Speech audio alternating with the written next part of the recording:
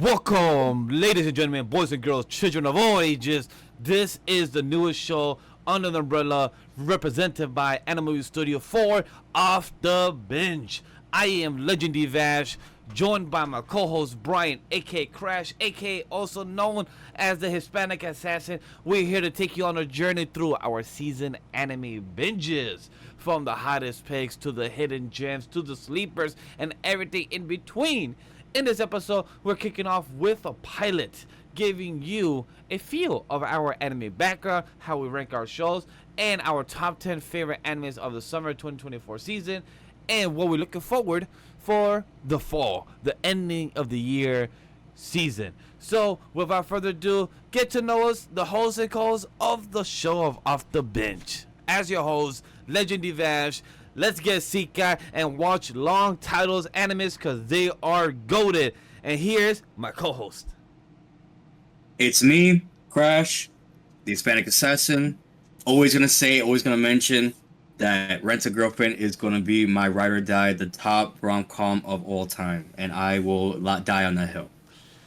As you know, you hear that already. Crash got some wild takes, and he is crazy. Even mentioned Rent a Girlfriend, where I didn't even finish that show. I dropped out there in episode 4. It was trash. But hey, for those that like it, for those that enjoy it, we're here for the hot takes. We're here for the mid. We're here for the conversation. If you heard from Crash before, from the anime podcast, the past couple of episodes, anybody that's unaware, we have had the anime podcast more longer than usual episodes, so we wanted to bring a new show, a spin-off show, to actually focus on the ending of the anime season conversation in a seasonal aspect. And Crash watches a lot, and once our website launches, we're gonna have articles for those anime reviews and everything. But there's so much anime that like, hey, let's also have it in a vocal format, right? Yeah, so like Rash was saying, I write for this new website that we're gonna release very soon for AniMa W3 Studios. And an idea came up with us where why not just although we write about it already, why not just talk about it too and have crazy takes that we already talk about on the podcast, but specifically with seasonal animes. And a lot of people, a lot of close friends, family, always come up to us to ask for recommendations for it. So why not put in a podcast to where instead of just answering questions on the daily, you guys just listen to us every week? Yes, we will be coming at every week of our show.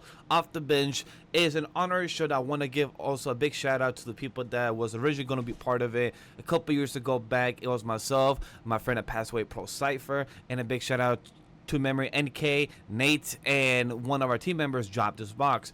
There was a passion project that was going to be a couple years ago, but the project wasn't going to be used, so we're going to give the honor to a big shout out to my friend Pro Cypher. He passed away early this year, so I want to continue the name of the show and the idea of the concept of talking about seasonal shows. So, like drop of the conversation that we want to give you of this knowledge of anime and hot takes, Crash mentioned that people approach us about anime and recommendation. So I wanted to transition into the aspect of what got us into anime and how do we know each other. So I want to pass it on first to you, Crash. How did you get into anime? That's a great question. I started off watching and reading anime at a very early age in my life. I started reading and watching the manga of Dragon Ball Z. The Frieza Saga, Cell Saga, Buu Saga. I had all the manga and everything for it. From then on, I moved from that to Naruto, watching that on Toonami. Watching Bleach at the time, even though it was inappropriate for my age, I still watched a bit of it there. People don't really mention this low-key anime, and I do call it an anime because, in my opinion, I think it is it. But there was a show on Cartoon Network called Code Lyoko.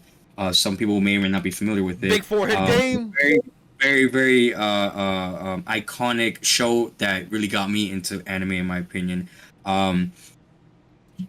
Started that when I was very young. I want to say like 6, 7, 8. I really got into that fell off from manga and started watching more interesting, very crazy animes. A very big one that everyone's very well familiar with. It's probably one of the top tens of all time. Full Metal Alchemist Brotherhood definitely is a recommendation to watch for anyone who really is trying to get into anime. It's one of my top 10, my personal favorites.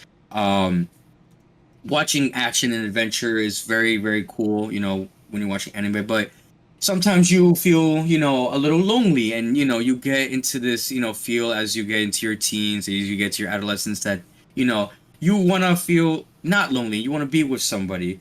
And that brings me to the genre of romance, where I did stumble across a couple of romance animes, some ecchi animes, some harem animes, as an adolescent, and I really enjoyed watching a lot of it, which became my main interest of anime overall. Not to say that action or adventure or mystery or suspense isn't that bad. I love it, love watching it. But the top, you know, king for me, queen, that always the show that always really wants me to, watch every season of every year will always be romance. Top. Really? Top.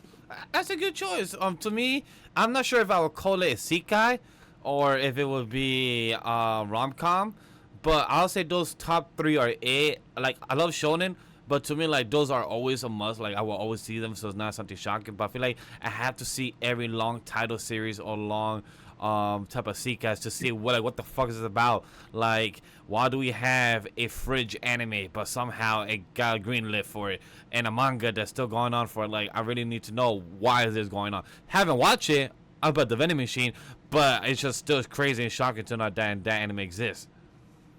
Yeah, I was gonna speak about that with you here now that we're bringing it up, that a lot of animes lately, because it wasn't like that back in the day.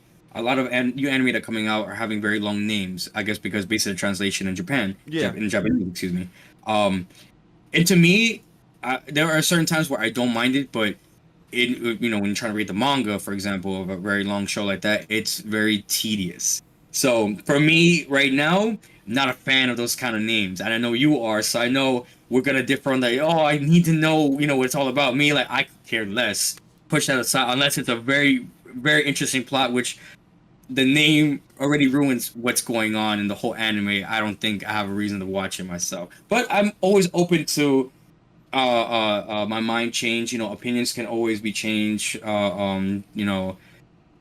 One day I could say one thing, another day I could say another thing. That's the good thing about anime, is that time always changes someone's perspective. So isekais are also a kind of genre that I've always tried to stay away from. But because of you, Vash, I've started to slowly dip my toe in the Guys, water. I'm gonna get him into the Seeker wave. I'm gonna get him to get hooked into it. Watch it. Slime. The right to the sheet hero. I'm gonna get him hooked into them. One day I will be a fan for sure, but for now I'm still dipping my toe on the mainstreams, which we'll get into. I don't want to get ahead of myself on nothing too crazy, because we do have a lot to talk about with that for sure. But definitely, my top three genres that I love to watch as a anime, watcher, veteran, reviewer, whatever, is romance, action, and horror. I feel like those are great choices to have. Like, for me, I'm one of the standard people that I grew up with is Toonami. Big inspiration, Dragon Ball Z. Rest in peace to the voice. Apologies, I can't remember his name off the top of my head, but the voice that kept saying in every episode, Yeah. the narrator that passed away, that says, "Stay tuned for the next episode, Dragon Ball Z." The most iconic voice you can hear as a child. To know that he is not with us, may he rest in peace. But know that his legacy will be passed on because of his iconic lines that memes are made about all the time. 100%. I even say this during the anime podcast I've done in other shows. Stay tuned for the next episode. We're gonna be doing this. So, like, if anybody catches those references because of that voice, even I tell my wife, like, stay tuned for next week. We're gonna see if we get the plans done tomorrow. Like, for jokes aside, and it just makes the humor. My girl just laughs about it, but she doesn't understand the reference. But it's just the humor that at least I could enjoy. And knowing that what I've been influenced by, like Dragon Ball Z, knowing the narrator, and I was part of the big three. I read Bleach, I watched Naruto, I read One Piece, I still am a bit behind the One Piece. I'm in the 900s and everything, so like I still consider myself part of the One Piece and everything. And Bleach and Naruto, I grew up with that. For anybody that watched illegally at the time before Crunchyroll, became mainstream, I used to watch on, watchonepiece.com, watchbleach.com, where all those sites were connected. You had to watch it. I binge One Piece back in the summer, like, and I rewatched it with my wife. Watching Naruto.com, like all those episodes was there illegally, and I was part of that. Even I know a lot of people don't call it like this, but back then they did. The big three monsters was Yu-Gi-Oh, Bleach, and Pokemon. Oh wait, sorry, wrong one. Yu-Gi-Oh, Digimon, Pokemon. Back then, like, those were the three monster type of shows for kids. So a lot of people didn't see it as anime. People saw it as cartoons because of how it was translated, and it wasn't shown to a lot of people's anime. But I'm like, yeah, Pokemon, Yu-Gi-Oh, and Digimon was my favorite three. If you ask me best game, definitely Pokemon. Best anime out of the three, I'll say is Digimon and Yu-Gi-Oh, because they went through like real life type of crisis, end of the world shit, gotta save the world because one person wants to destroy it all the fucking goddamn time. Kids always are the ones that are trying to save the world, and adults are like, we believe in you, kids. I'm like, fucking help the kids. Why are you not letting them? So those were our enjoyable. I will say, it is something to discuss for kids. Is a very controversial company overall, and that is a can of worms that I do not want to divulge. But what I will say for the most part, for just Yu-Gi-Oh in general, someone that has played both the card games physically and virtually, on the app and everything, the OG intro will always be one of my top 10 intros of all time for any anime. There was no reason why it had to go so hard for us as children. Like, even to this day. The three best opening of the shows was Yu-Gi-Oh! 5Ds, GX, and fucking the original OG Yu-Gi-Oh! It's time to do exactly. And you have fucking the Pharaoh having a whole type of Super Saiyan Aurora around him. I'm like, okay, don't know what's going on there, but you look like just have, like, what kids say nowadays. You have Aurora, like, you have it. Or what I say during One Piece, you have Haki. You have the Conqueror's Haki, the King's Haki. So, like, that's fucking dope as hell. For anybody that don't care, riding a motorcycle and dueling is fucking awesome. If I could do that in real life, I would. I would ride a motorcycle and go on automatic and literally duel. Like, it looks stupid as hell, but it was the shit. The opening is amazing. Let us flex in peace, please. Let us enjoy our fantasies. And ladies, this is more specifically for you, because I have seen it before one time, and it has worked. If your man or a man is trying to flex on you with a dual disc, please, for the love of God, just slide him your IG, Snapchat, number, whatever. He is really trying his hardest. You may see it as a piece of plastic. You may think it's something stupid, but he is really trying to show you his deck, his card bill with his $250 dual disc that he probably copped off eBay or some shit. 100%. Give him that chance. I would say, like, those are the big three that inspired me. Toonami was a big thing. Zatch Bell, I fucking love Zatch Bell. I know Zatch Bell 2 came out the manga. I haven't read it, but I definitely one day want to read the manga and everything. So, like, it's coming back. Oh yes, I know the anime. I hope it does. Like, one of the things I did see this past year or the past 2 years during the pandemic, was Shaman King. Shaman King, the reboot version, the actual one that was telling the manga, that's fucking phenomenal. So I would say, like, hey, when you have the manga this good, hey, it makes sense when you want to reboot it. So Shaman King, the big three monster cartoons. We have Toonami. We have the big three, the actual and only will ever be big three. There will never be another big three. No big five, no big seven, no big four, no big 10. None of those will fucking exist. Only one and ever. And there's a Godfather. The Godfather's Dragon Ball. The OGs. Yes. And then the big three is Bleach, Naruto, One Piece. That's what always be it. So that's the crazy shit is. And what's my favorite genre? I will say this is isekai, shonen, and rom-com. I enjoy psychological type of characters a lot, so that's why I would say that's a big factor into it. I would say, if you ask me what's my two favorite series, 3, 4, 5, 6 could always switch around, but if you ask me my two favorite series right now, I would say is Trigon. That's why the name Vash the Stampede came from.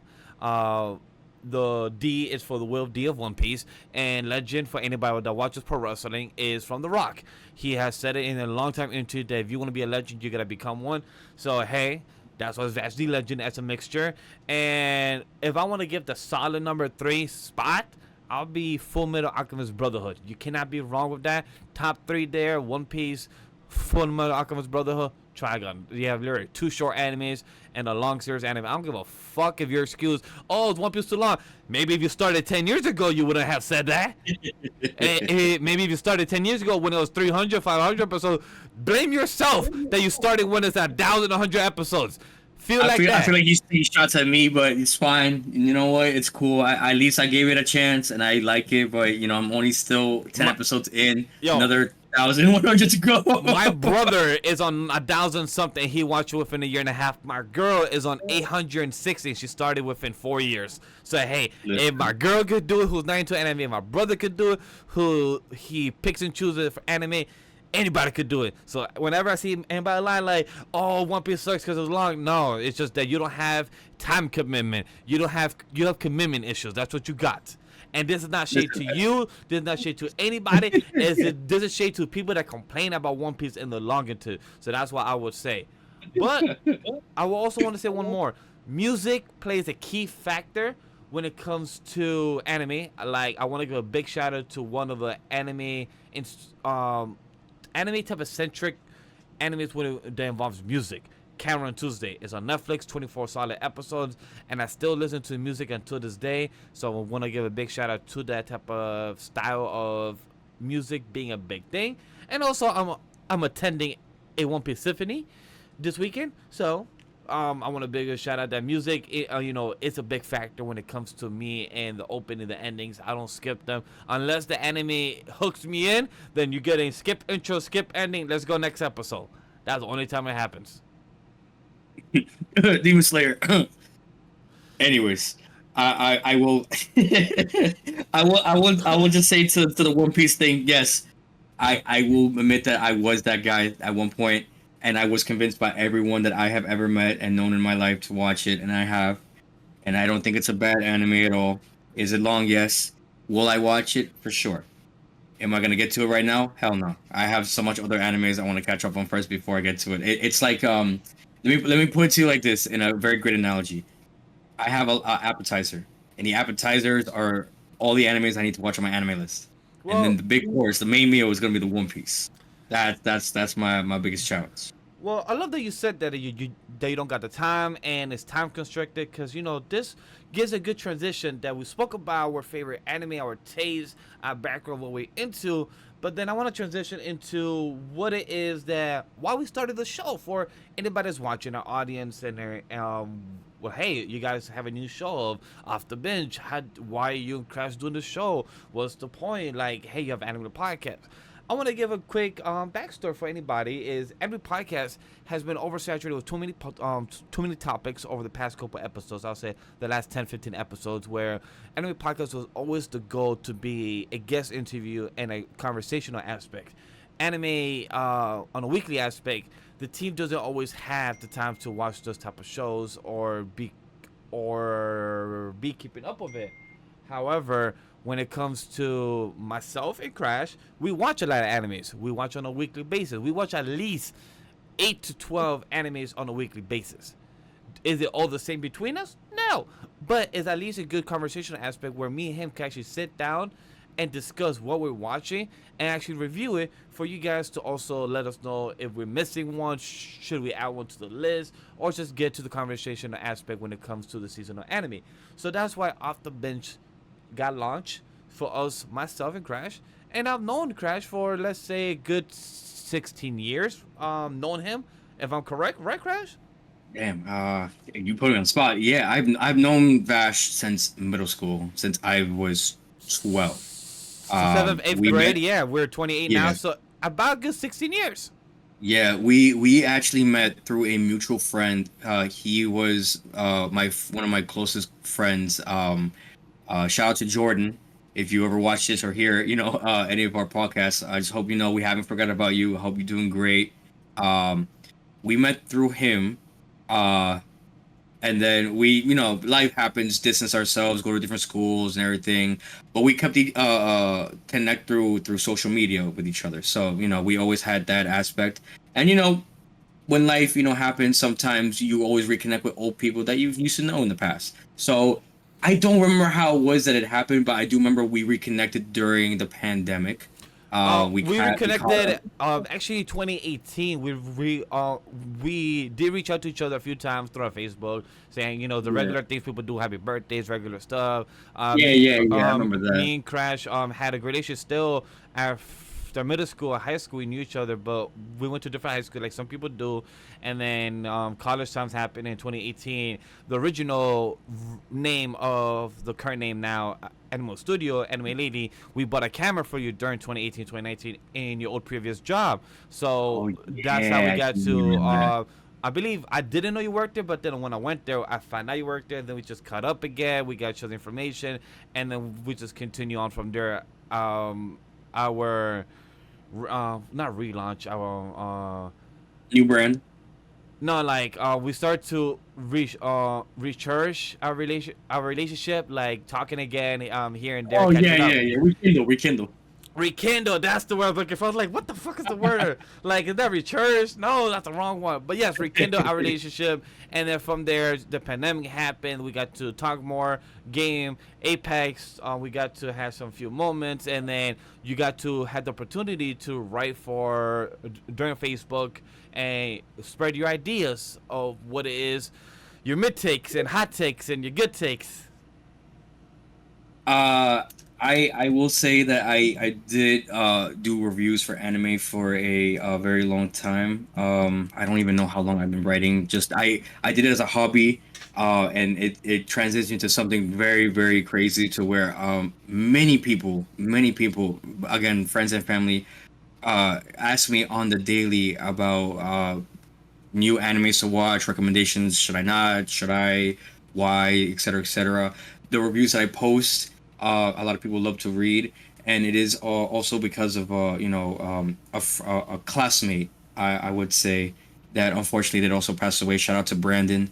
I know he isn't here watching this with us, but he was one of my first followers and one of my first fans, and he inspired me. He motivated me to continue doing it. Um, because at the time that I didn't know, he was also sick, um, with something I unfortunately am not too sure exactly what it was. I don't want to assume or put anything bad out there, but he was sick, and he was fighting that by himself, not telling anybody. He didn't want anybody to know about his illness. But in that time that he was dealing with it, one of the big things that was motivating him to to get through every day with the pain was my reviews. That he didn't know that I was a big anime enthusiast. So reading all my stuff and all my takes really like surprised him, and just like the first thing he told me when he read it was like, "Really? That's what you think about this show?" Like that. Of course, when somebody's in pain, that's not what's supposed to be thinking. It's supposed to say "ow" or "ah, damn" or what the fuck. No, his reaction was, "Really? That's your take on this? Really?" And that's it's not something that I expected from anybody at all to read a review.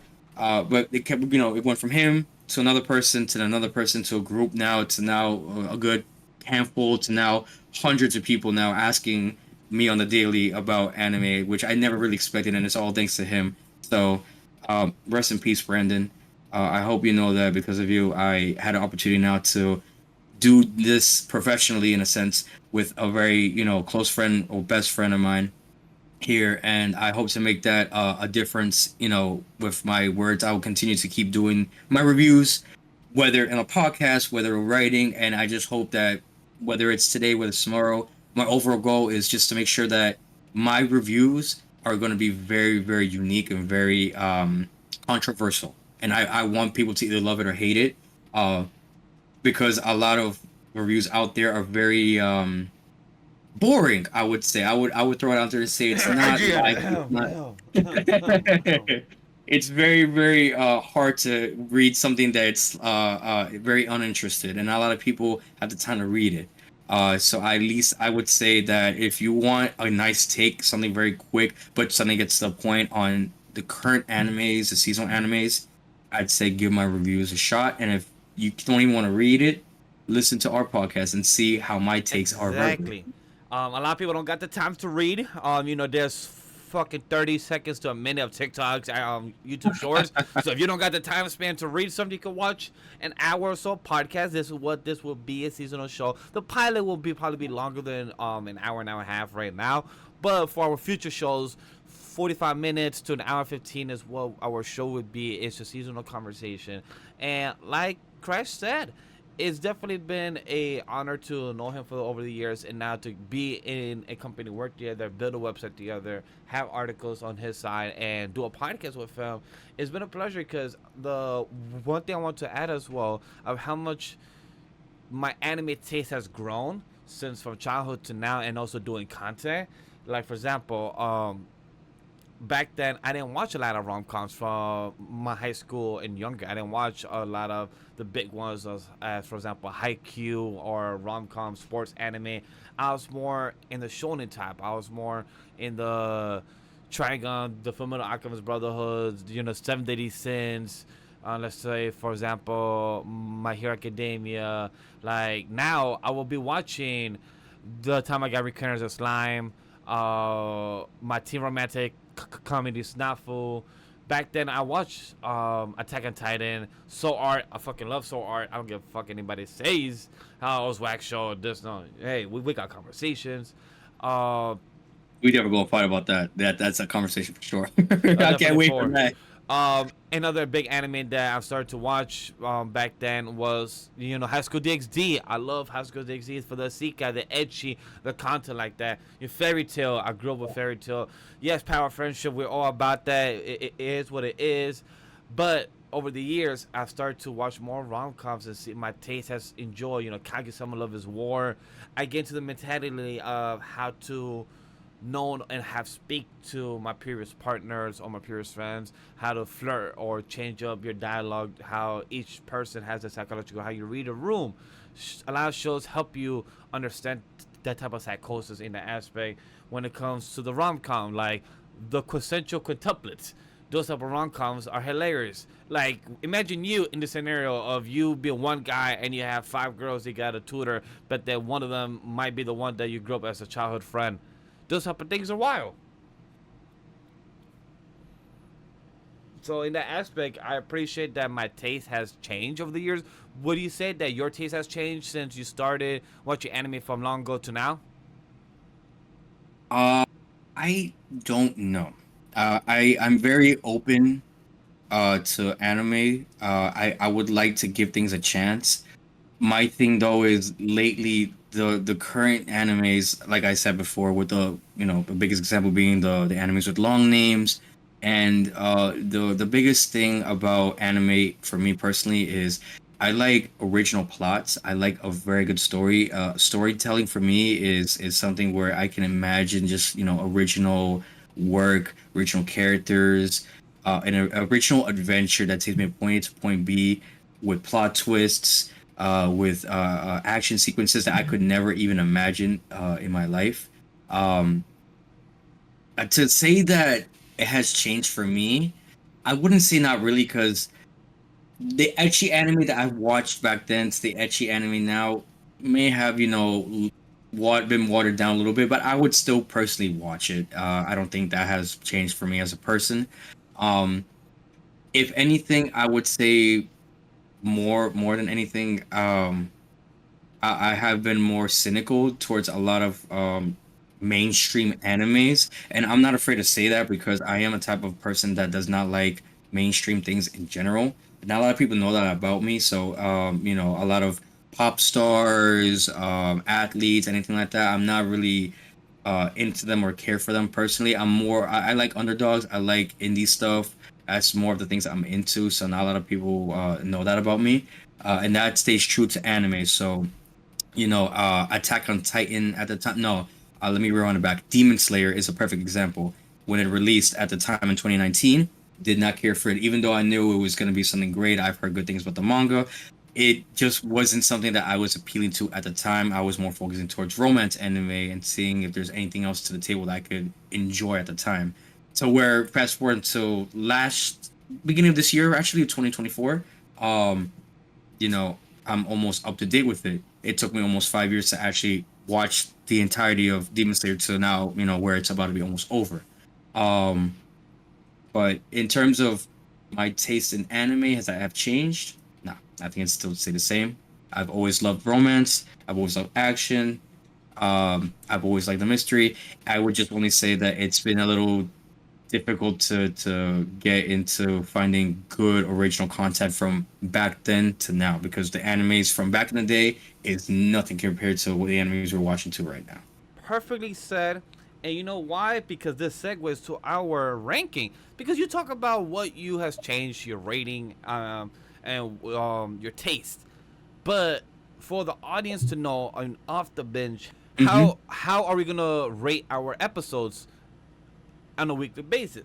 And for the audience to know how we would rank them, like if Crash calls everything mid, what does he mean by that? Is that is an actual 8 or is that an actual 5 out of 10? So this is more like our ranking of our rating system explanation to the audience of also it could change once we find our rhythm in the next couple of days, in the next couple of weeks, I mean in the next couple of episodes, we will find our rhythm and have a better structure on what is a rating. But right now I want to pass over to Crash. Or what is your mid rating? I'm sorry, what is your rating system? Um, that's also a very good question. I made my rating all on my own. It is not the best. It's not the perfect. I use it as a means to just explain to people very simply what I think is either great, what is good, what is okay, what is bad, and what is trash. And I put that into two separate categories myself. I put that into a numbers category, and I also put that into a letters category. I give that, I make it that way into my grading as a means for flexibility, because some people can see the numbers and they can say, oh, okay, it's a 10 out of 10, 7 out of 10, 4 out of 10, whatever. But there are some people that actually don't like the numbers and prefer something a little more, different, more niche, where I have now implemented the letters. And I took that inspiration from a little game that some of you may or may not know called Devil May Cry. So I've used that, best thing in the world, S plus. You want something that's great but not the best, A plus. Something that's good, B.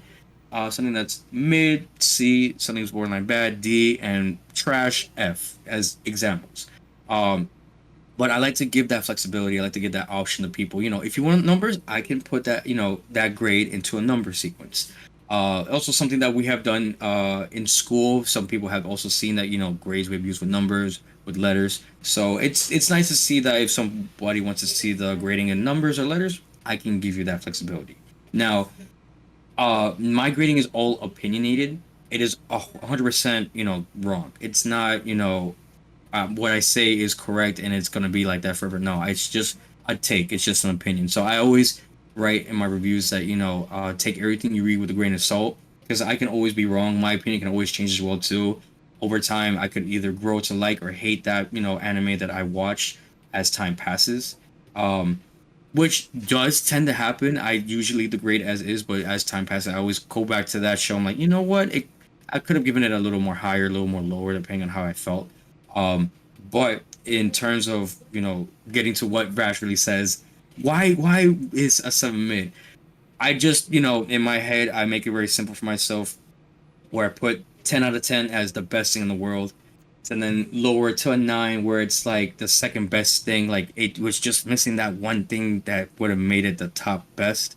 Then you go into the 8, which is it's good, it's nice, it's a casual experience to enjoy. Then you go from a good to it's a okay. Okay to me, in my opinion, is mid, where it's like it's high, as the meme says, it's nothing special. Then from mid, I go straight from mid to trash. I'm skipping the it's bad. No. After mid, there is no reason why I should even give anything the time or day. And I go straight to trash. Now, a question that Vash has asked me before is why not just make it into, instead of like a 10 out of 10, make it like a 5 out of 5 or something like that. And I had thought about that and make it into like an 80%, 60%, 40%, 20%. I had thought about it like that. But at that point in time in my reviews, I had already been posting what I have made my grades, and everyone had loved it. Not one person had complained. They have all said that they like it. It's easy to understand, and more than anything, they agree with it. So I decided just to keep it the way it is, since if it ain't broke, don't fix it. But I'm working with reviews that are just very small, a small group of people. As time progresses and I get more professional, with life, I'm gonna get more people, more followers are gonna maybe not like that, grading. So at that point, of course, might have to change that. But for the moment, I'm gonna leave it the way it is, since not a lot of people complain about it. I agree with your rating system, except the mid part. But the way I have always had it the same, very similar. I don't 1 through 10 is just similar, where 10 is like perfect God, 9 to 10 is like near perfect, 8 to 9 is great, 7 to 8 is good, 6 to 7 is okay. Anything under a 5.5 to me is like you don't need to waste your time unless you're hella bored and have watched every single anime in your life. Then sure, just add this to your list and go watch it. But anything under a 5.5, that's for me like 5.5 is trash and under. 5.5 to a 6.5 is like a mid. I will say before I forget on anything, I have reviewed a lot of anime. I have watched a lot of anime in my life. I will admit, in the amount of anime that I have watched in all my life, I have only graded two anime 5 out of 10. Every other anime that I have not liked, I've always made it a 6 out of 10. Disregard. But like I hated only two animes and I have graded it 5. And of that two, one of them was technically a spin-off that could potentially be seen as OVA, honestly. And I kind of regret wasting my time because it looked etchy to me. But I will admit, as an anime enthusiast, we're gonna fall for the traps. We're gonna see something, very provocative. We're gonna say, "Ooh, interesting. Let's test the water, see what's up." To see it was a waste of time, and you reap what you sow at the end of the day. So that's my fault, and that's my opinion to grade it very low. But a great advice to everyone is you're gonna find animes like that. Don't feel afraid to say your opinion that it's bad because at the end of the day, you decided to take your time to watch those shows. You might as well, opinionate it and put a number on it.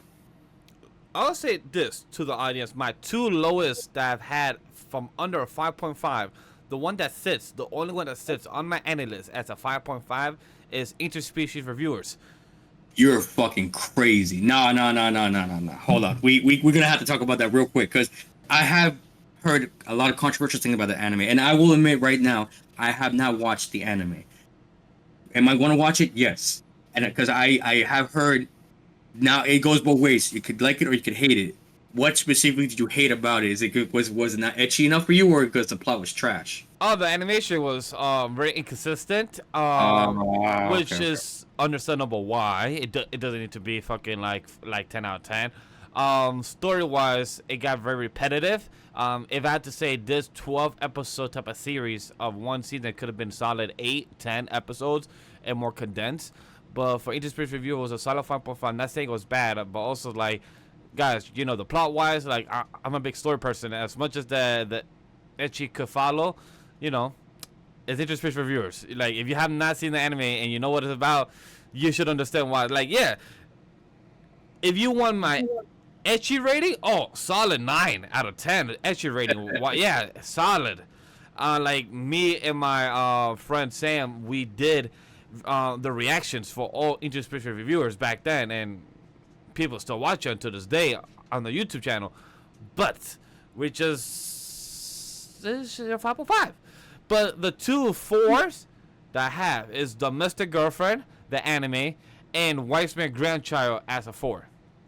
Uh, we definitely gonna have to throw hands for sure on these The very Domestic controversial Girlfriend was anime. a 4 because compared to the manga of its season 1 adaptation, the manga was 10 times better.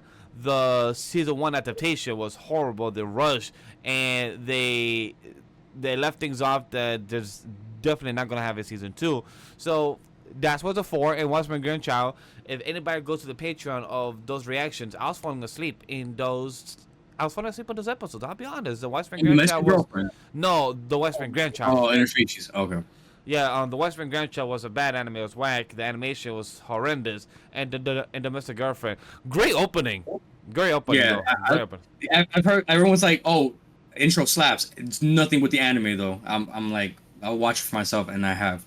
Again, another. It's on my to-do list to watch, and I know about the controversy, but I disagree on the manga aspect. I think the manga was, unfortunately, a lot more. Again, with no spoilers, no, no reason that spoil the ending to anybody, but the manga it goes way off to what the anime was saying, and if I were to watch the anime first before the manga, I probably would have given it a lot more of a higher rating if I had to watched it first.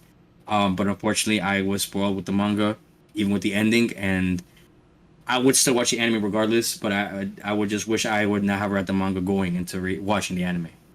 Exactly. So like the anime is not saying the story was bad, but the adaptation was definitely trash. That's definitely a 4 to me. It could have been a lot better. I had a sad taste in my mouth, like, yo, this could have been a lot better.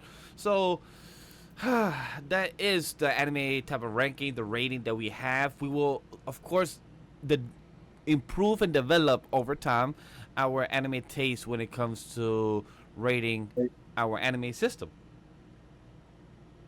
For sure, for sure.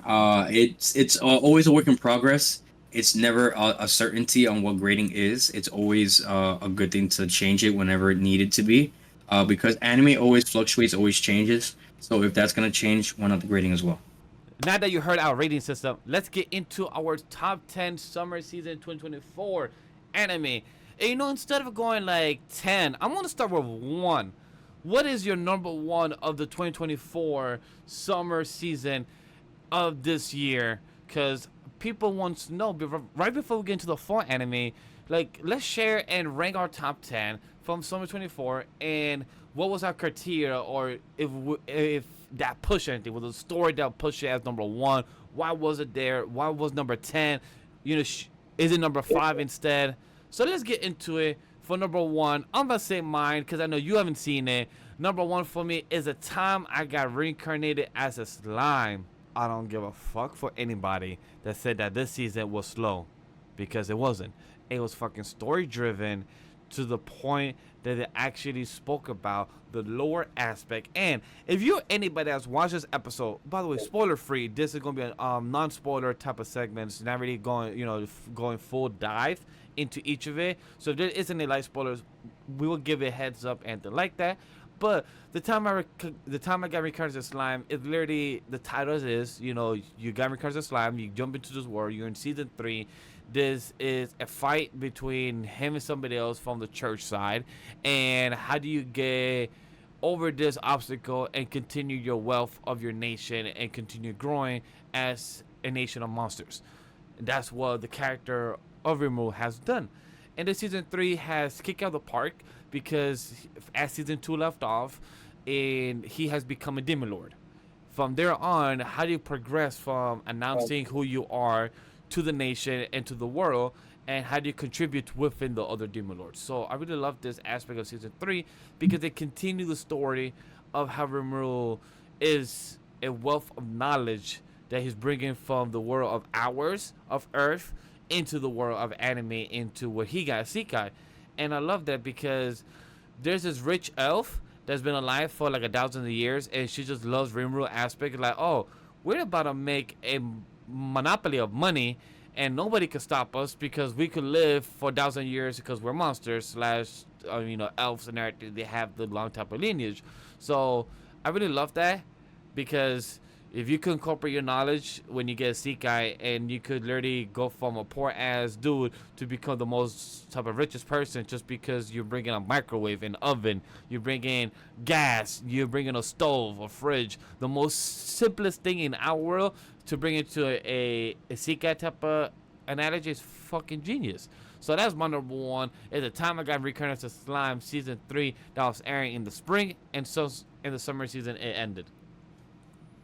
That's not a bad take. I actually heard a lot of good things about it. The memes, we're really going hard on you for the slowness. I will admit, but I have heard good things about it. I do know that the show, finishing now has coming up with a season 4 and another movie. So stay Yes. tuned for that very very soon. How about for you? What's your number one? So I had gone into the summer 2024 with a couple of shows.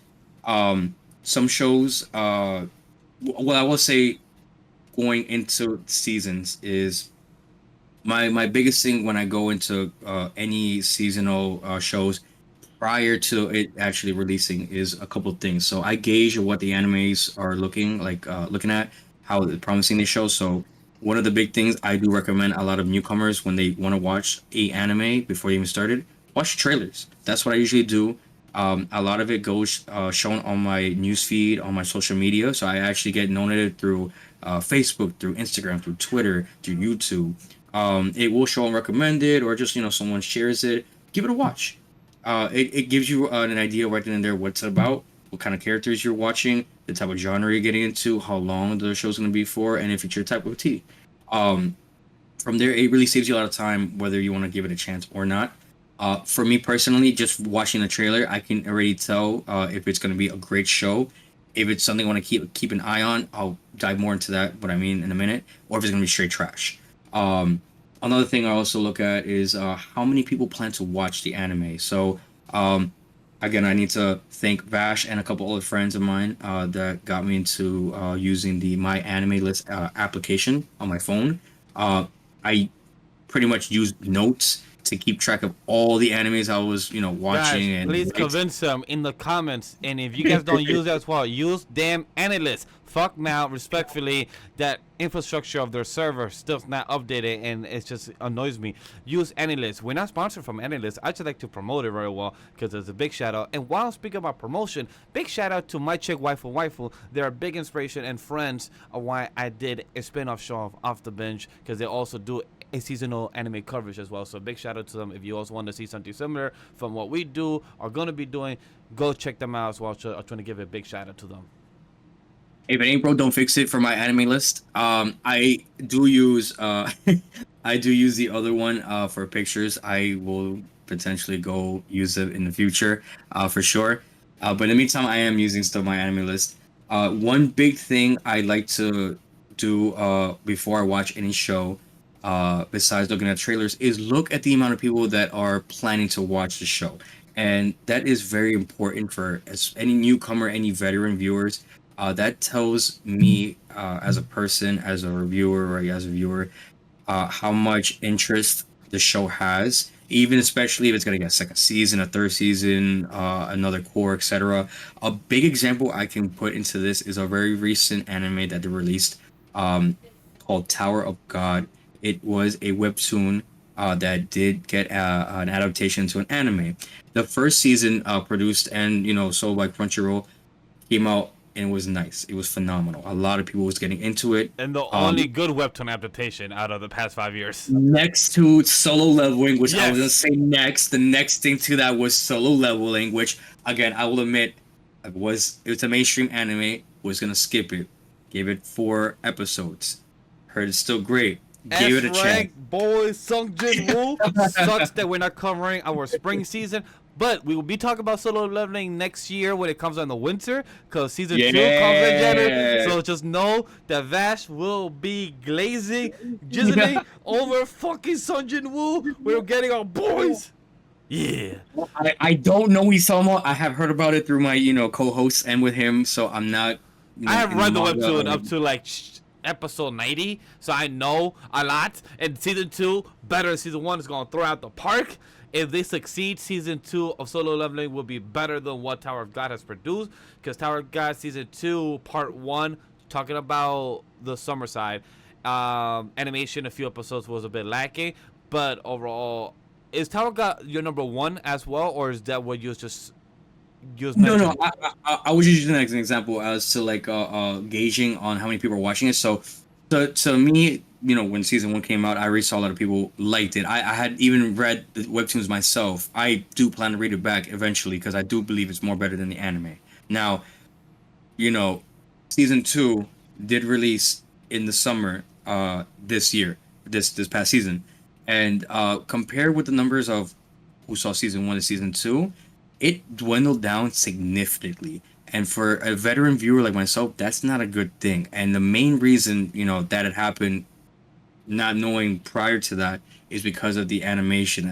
It was very lackluster, and it really went down on that. To now, you know, part two of that is coming out this fall season, and that I last checked with it, only less than 20,000 people plan to watch Tower of God season 2 part 2, as opposed to, if I remember correctly, I do not quote me, and I might be wrong with the number, but the first season of Tower of God was over 150,000 people watching that first season. That number compared to 20K is very, very, very, very big. So to know that not a lot of people are getting back on that anime anymore, that shows me that show is not worth continuing. And seeing those numbers in general is also a good note to have whenever you're trying to debate whether you're watching anime or not. If it has a lot of people watching it, more than, I want to say, 20K, it's worth a shot. 50K is even better. My biggest thing is, if it's over 100K, it's mainstream. Mostly it's gonna be a decent or a good anime, gonna have good reviews. But for a lot of anime that are not mainstream, or for a lot of anime that you just want to see is gonna be okay to watch, or if a lot of people watching it, just take a look at the numbers. Anything less than 20K, not a lot of people know about. Maybe the company did not put enough advertisement into showing the actual anime itself, which is very disappointing in itself. Or it's just so bad that people just dropped it and just didn't care to watch it anymore. It could be a variety of things, but the number aspect is also something to keep a look into. And then finally, for any rankings, my biggest thing for that is if I see any news about it in general on any social media. Like I said, I always sometimes follow a lot of other anime news that let me know what's going on. Besides, us, the Anime W3 Studios, we always tell each other what's our big news, what's our big thing. But it's always gonna have multiple sources on what's going on in the anime world. So to know if a current show is gonna come out, it's being advertised a lot with anything. A big example is live adaptations. My Dress Up Darling, Oshinoko. There's even a horror anime. I'm gonna butcher the name. Starts with H. Himiko-chan, if I'm not mistaken. Or getting live adaptations because the anime were just so good. To know that the anime is good, they're gonna get live adaptation is very, very well received. That's actually not that bad. That would inspire a newcomer or veteran like me to say, what, if they're gonna get a live adaptation, maybe I should watch the anime, read the manga, and see what it's all about. That's just a good example, or me personally just seeing that in the news. But those are my main three, ways that I gauge and see how an anime is going to look before actually watching, the actual anime itself. Me, I just read the title. If it says the most stupid long ass title, for example, I'm gonna just throw this out there. It is on my top 10. I'm not gonna mention it where it is yet, but the failure frame, I became the strongest and God. annihilated everything with low level spells. I'm like, word? Let's find out how you became the strongest and now why did you annihilate everything? Why do you have a hatred for everyone to, and how and why did you do this with low level spells? That's how I read it. I'm like, alright, cool. Poster looks good, title looks crazy and stupid and long, and the character looks very generic with black hair and probably has a black sword, and he did. So that's how I usually gauge in my end. I'm more simple and straightforward, and if it has a cool concept is where it interests me. Like, people are gonna find out about the rest of my next number 9 list. They're gonna be like, okay, makes sense. Okay, makes sense. Like, okay, that's Vash list. So I'm really curious about it.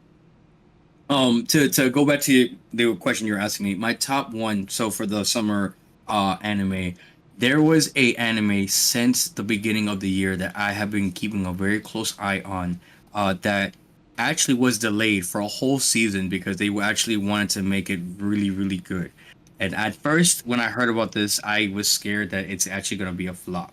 And I was actually surprised to know that another anime that I actually loved actually flopped, and not this anime that I'm going to, say. But my top one anime that I loved for the summer 2024 season is Alia Sometimes Hides Her Feeling in Russian. I gave that a 9 out of 10. There was no animes this season that I gave a straight 10 out of 10. There was nothing that was screaming great. I mean, the best of the best. But of all the animes that I have watched, that one was my top number one. The only reason, and again, no spoilers, but the main big reason why it didn't make it to the top of the top is because me personally, I preferred the manga over the anime, which anyone can tell you. A lot of friends, even my co-host can tell you, I'm not a big manga reader as opposed to when I was a lot younger. Um, I prefer watching the animes first and just leaving it at that. Um, and I had seen so many people talk a lot about this manga for this show. So maybe 2 3 days before the actual release of the anime, I actually read through all of the manga chapters online, and it is crazy to say that I enjoyed it a lot. Like I could not stop reading this manga. And I never really say that a lot about any anime or any manga ever. I always like to talk shit about like, oh, why are you gonna read the manga? This it's a lot of books, blah blah blah. And I shouldn't say that because I love reading myself, but I usually do that for a lot of manga enthusiasts. So to go into a show like this prior reading the whole manga outright and then watching the anime adaptation and not liking it is a first even for me, knowing that I never really read But manga. So it's still a 9 out of 10. I feel like it's still a great rating for a like number one. Like I'll tell this, my rating for Alaya, sometimes has her feelings. That shows in number three for my ranking. So I agree for it to be number one. The only reason it's not number one or two is because I haven't got a chance to finish it. But out of the top you 10, didn't finish it? nah, I'm like a couple episodes behind. I try to find time, but other anime kind of had me in a chokehold. No, wait. What episode did you end at? If you ended at 6, maybe I can let it slide. But 6. Yeah, I just paused on 6. all right. Yeah. You're not that bad, but you should keep going. It's getting better. Oh, It gets better. I promise you. it will. Most of these animes I haven't gotten the chance to finish, but I do plan to by next week or two. So I can actually have a full conversation about these animes in the future. But definitely is number 3 for me. Have anything else to say for number 1? Because if not, we could continue once I mention it for me as number 3. No, I mean, that was my number one. If you want me to go to my number two, I can Go say real ahead. quick. Go start with your number Um, 2. I'll say like my list down real quick with the grading that I gave it. Again, Alia was 9 out of 10. My number two of the 10 is Oshinoko season 2. I gave that also a 9 out of 10. It was a very great season. Almost just as good as the first season. Again, no spoilers. But we do get more into the plot of Aqua trying to find, the murderer of, his mother. We do see more of Ruby. We see more of Akan. We see more of Kana. We see more of the characters we saw in the first season, and we see a development where now Aqua's in a play, trying to figure out who could have murdered his mom, and a lot of crazy things happen in that season. A lot of things that we did not expect. Um, and season 3 is looking very promising. I actually can't wait for it. I'm curious to know a little bit more about like what's to come with Aqua and Ruby. That was my number 2. Number 3 out of my 10 is Makin. Too Many Losing Heroines. I also gave that a 9 out of 10. That is also a rom com. That is an anime that I did not originally plan to watch. Like I was saying, and I'm told Vash before. If there's an anime that I think looks interesting or I want to keep my eye on, what I usually do is let the first 4 episodes play, and then go back to the reviews, what everyone's grading it, and see what it is. If it looks like it's trending, a lot of people are talking about it, I see a lot of memes about it, or it has a very good average, on my anime list, I immediately start watching it from from episode 4, excuse me, and onwards. And that anime actually was talked about a lot, even I think up to episode 3. So I got into that immediately. The memes were very hilarious to me, even without no context. So I started watching it. Just to make it very quick, imagine you're just any NPC, and you just so happen to watch a guy and a girl. The girl is the side piece. The guy wants to go with the main, and the side piece says, "Yeah, go with the main." So she's, the losing heroine. So of course, this NPC sees this. The girl sees the NPC, and so begins this adventure of this guy interacting with not one, not two, but three girls who lose out on the main guy that they like, and their experiences of how it's like to be the loose end of the relationship that they really really want.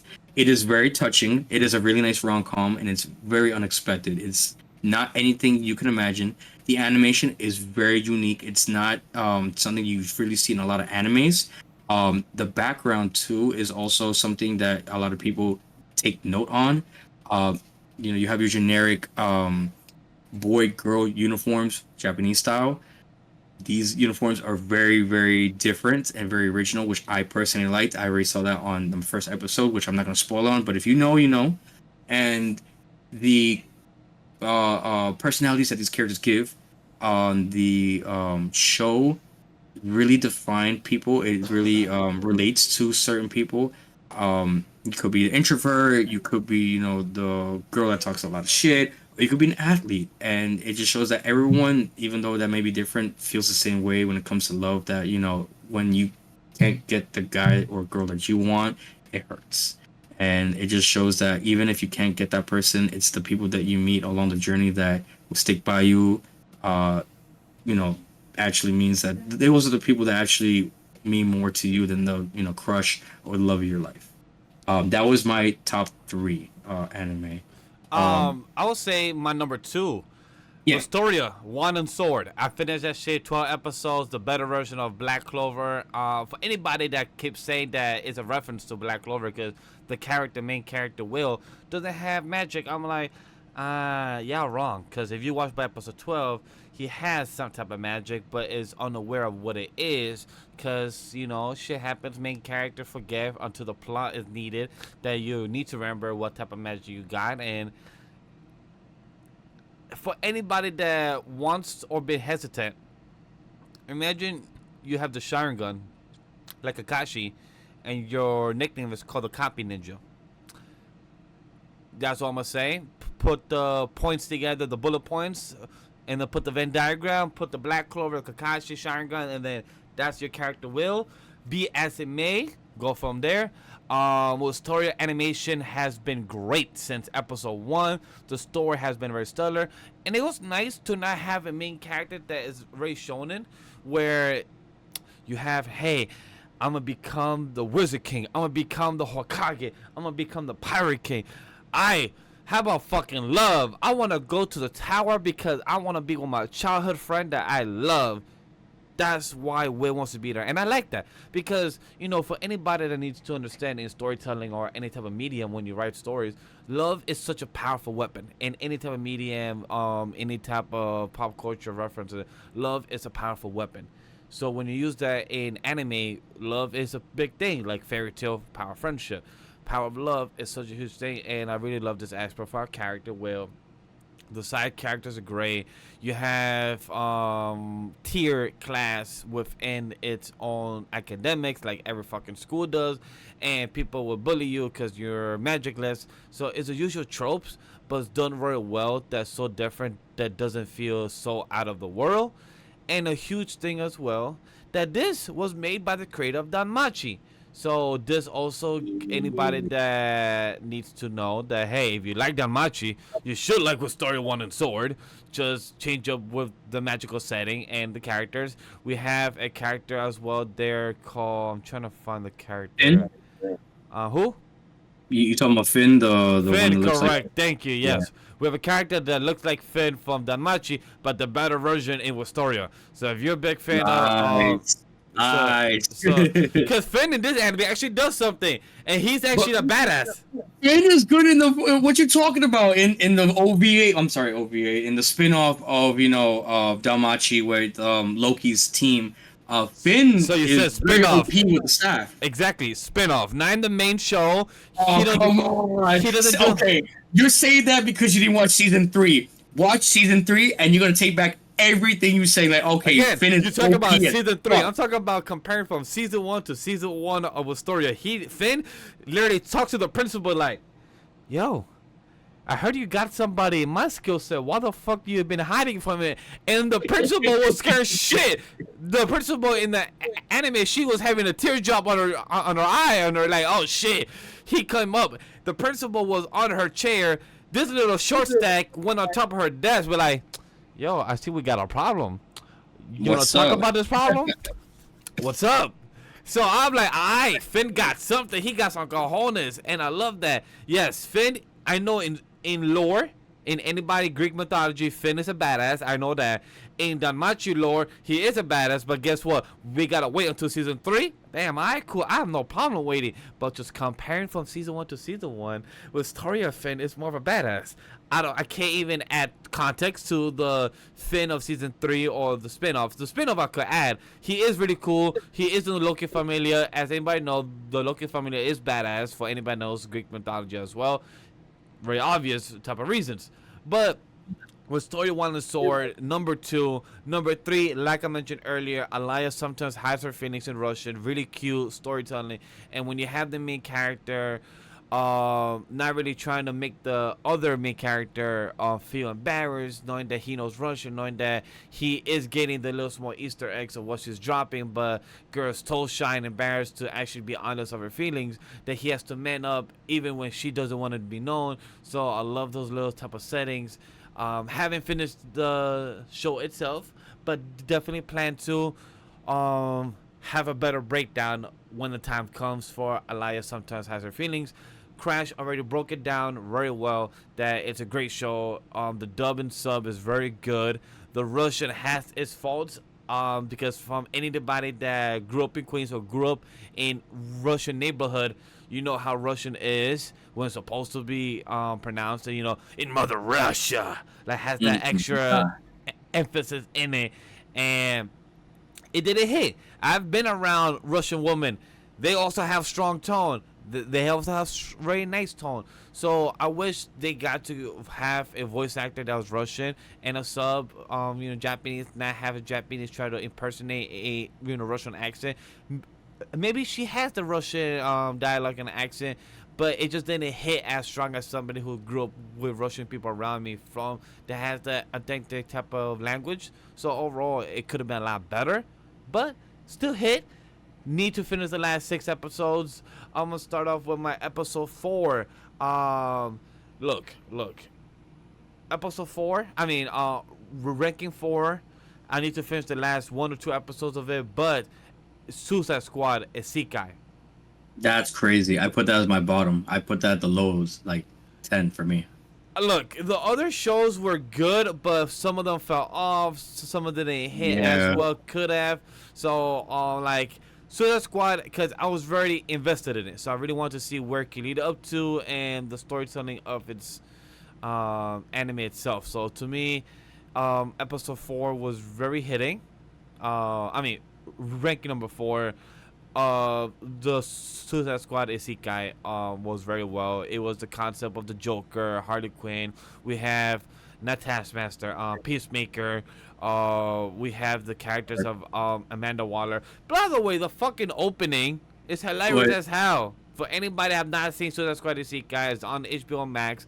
10 episodes. The dub and sub is good. Amanda Waller dancing in the opening is fucking hilarious. Breaking down wild. I would never in my life ever imagine, fucking Amanda Waller fucking twerking on God on fucking live TV. Not once. And that woman I have a lot of respect for it. So for Japan to be like, nah, let me dumb her down a little bit and show her weak side. That's exactly crazy. Like that's a fire shit. Like I didn't expect that, but it's amazing for it in the best way possible.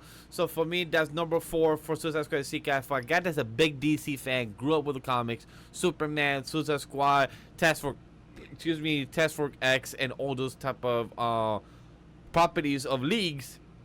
I really was curious to see what does Suicide Squad under the Japanese umbrella could produce, and it was produced by Wood Studios. So I would say it was very good in the aspect. Was it great? Was it solid? Was it like a 10 out of 10? No. I believe I have as a ranking as a 7.5.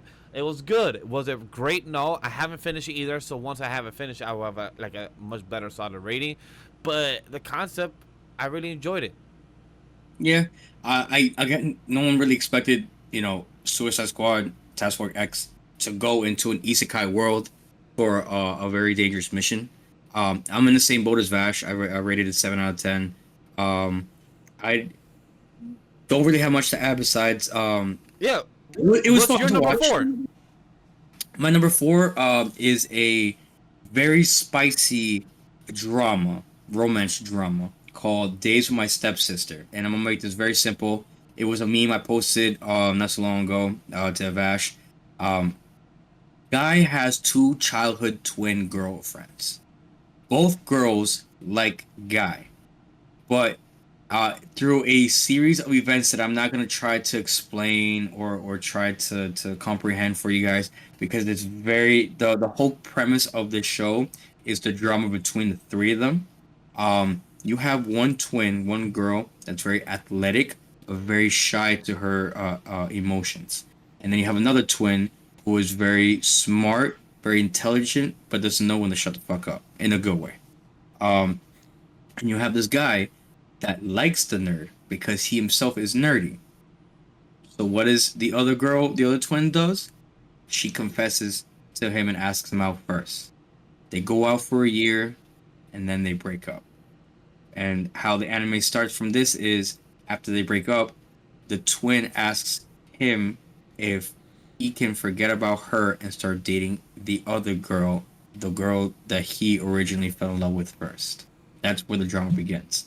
The drama itself is what I gave the show. I gave it a 7 out of 10. It would have been a lot more lower, the score, had it not been for the drama. Um, Knowing, like, the cheesemate, like what's going on between each character, what they're thinking, how they act towards one another, the etchiness between that's what really makes the show shine. But past that, animation is something that I have seen in almost every fucking romance rom-com anime before, so it's not original, it's not anything new, it's very generic. um the ending was straight trash. I really was disappointed, and I don't want to spoil it. Um, but just know that if you're gonna watch this show, you're not gonna be happy with the ending at all. Um, and past that, there wasn't anything else that made it shine besides just the drama itself. So I think I kind of was let down. I was expecting a little bit more of a more plot twists, more engaging activities like kissing, holding hands, even more than that. But unfortunately, we only got certain scenes of that, and even a borderline sex scene, which never actually happened, unfortunately. But it is what it is. But that's my top four. Uh, Top five, to name it down real quick, just so that way I can get it out of the way for you, Vash. I had number five, Near Automata, season one, part two. I gave that a 8 out of 10. Um, I fucked up. I'm talking about two different shows. I'm so sorry. It's not Days of My Stepsister. I was talking about Love It Individual like Twins. That one was a 7 out of 10. I'm sorry. That was number six. Number four was Days with My Stepsister. I'm talking about two different shows. That's why you confused me when you said twins. Yeah, I'm yeah, like I'm in my looking head. down. I'm I'm like, like, wait. I, I think I skipped one over. I'm like, I haven't finished this with my stepsister. That's why I'm like a bit confused. Like, No, huh? no, no. Let me. So I'm sorry. I'm sorry about that. The anime that I was talking about was called Love is Indivisible by Twins. That one was a 7 out of 10. That was number six. I'm sorry. Let me run it back to number four. Let me talk you two about Days My Stepsister. And this is a romance anime. And again, the name itself is going to imply incest. And what I'm going to tell you and what everybody else was thinking is, should I watch this? Because it might have incest. No. The name throws you off. Show has nothing to do with incest because these two are not blood related. They are only related by marriage, by title. This is a story, a romance story about two people who don't understand the world, and they use each other to understand the world better.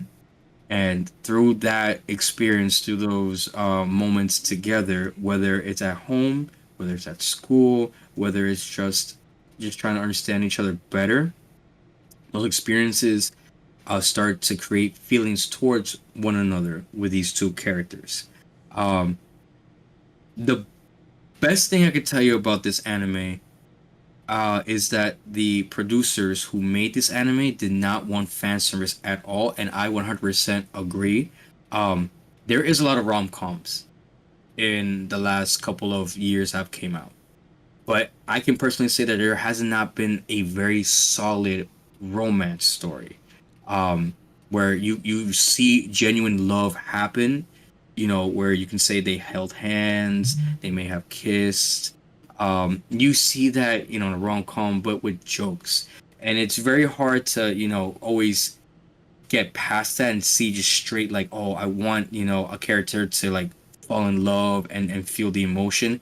You get that in this anime. You see both perspectives between a guy and a girl, seeing how slowly but surely they start falling for each other based on their personalities, the way they act towards each other, their niceness. But you also see dark side of their perspectives, how they get jealous, they act a little immature, petty towards one another because they don't want each other being with others. They want to keep themselves only to themselves. And it's not only until the end of the show where things really, really start developing towards each other, where they had to make a decision where, you know, I have these feelings for this person, and you know, I'm not supposed to might have these feelings. What am I supposed to do? And the main point of the show is, you know, these moments with this, you know, family member of mine.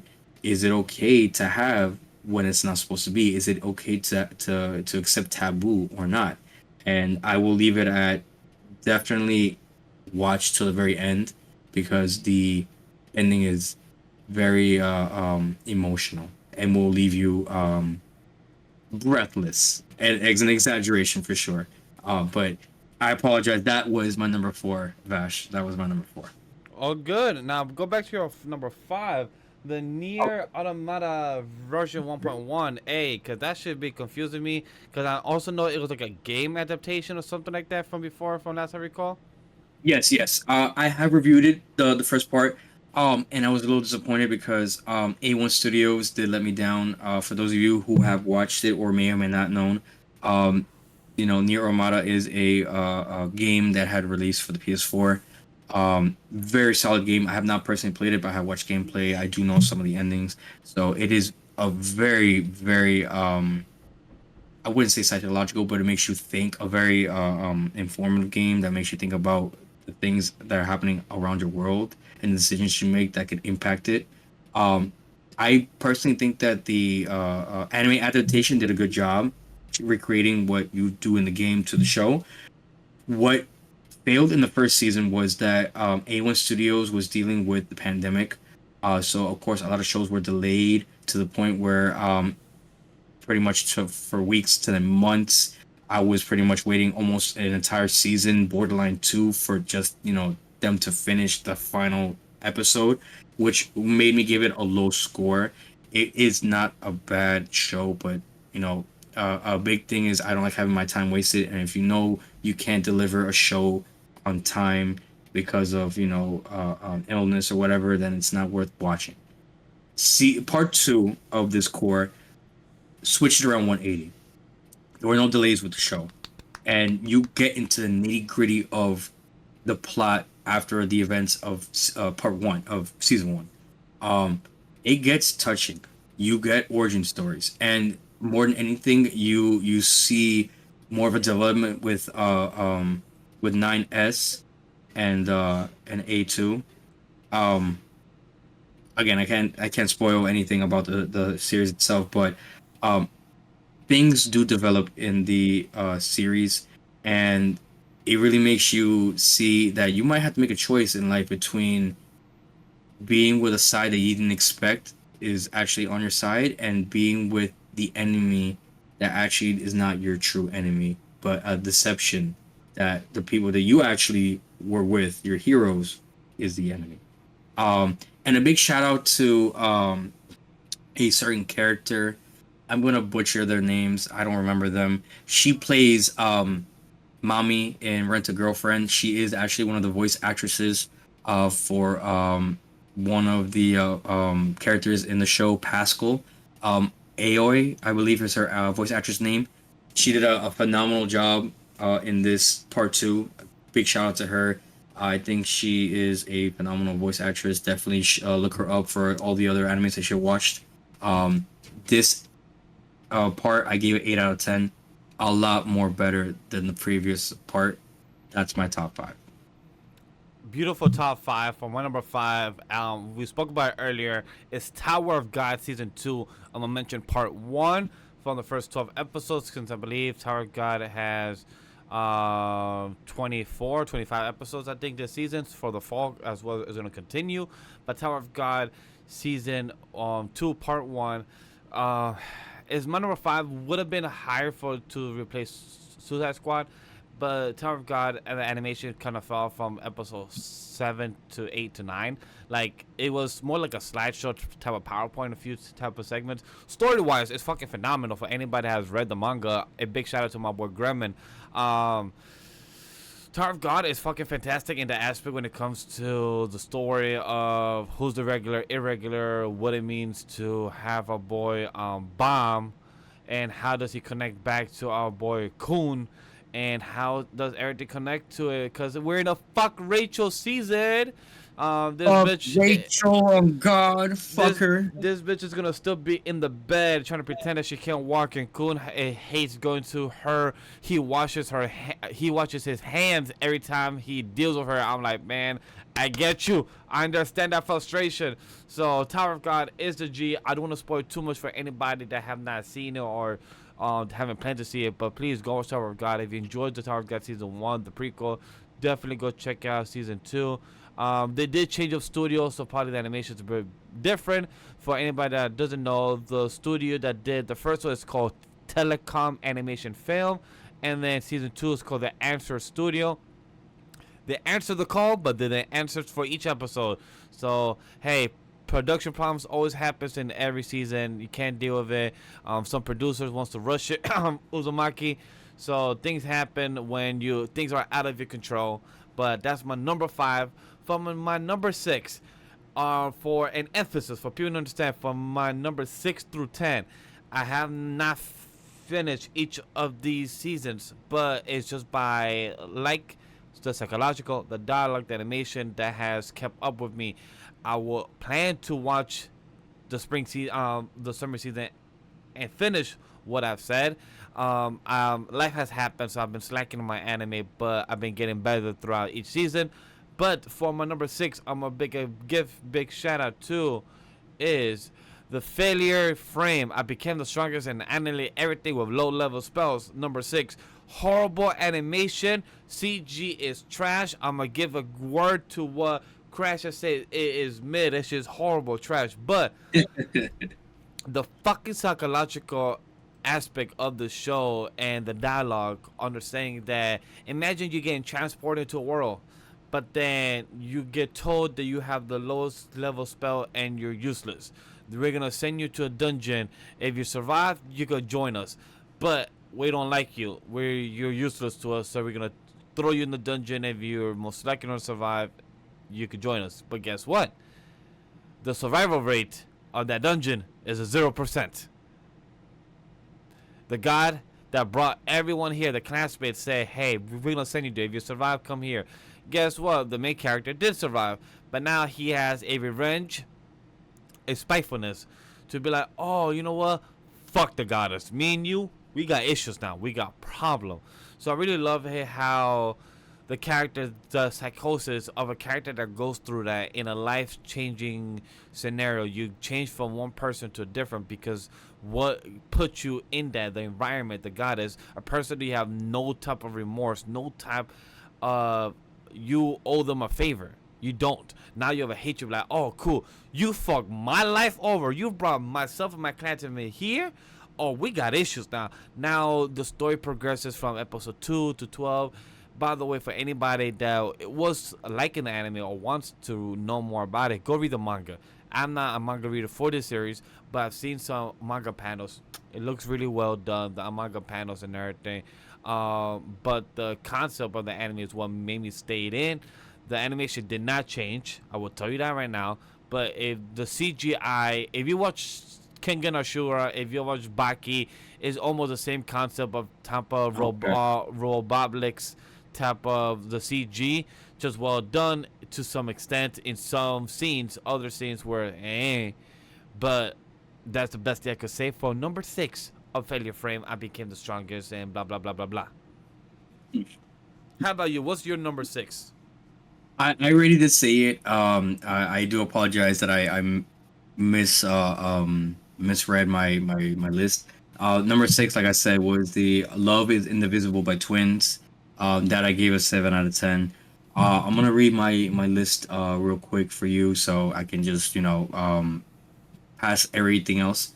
Oh, no, Because the rest was I about to say that since we're about to be done, they just go from the next one to the next one just to wrap it up right after. yeah, yeah. So from six now going to seven, my dear friend Nokotan, I gave it 7 out of 10. It was a lot higher. It was so good, and then But then after it fell off, right? it Where did fell it off. fall for you? It fell off for me after season episode six. It was straight mid. Okay, so straight mid after episode 6. I do not have my dear Nokoton on my ranking. I'm gonna tell that to the audience now. I have it as an honorable mention.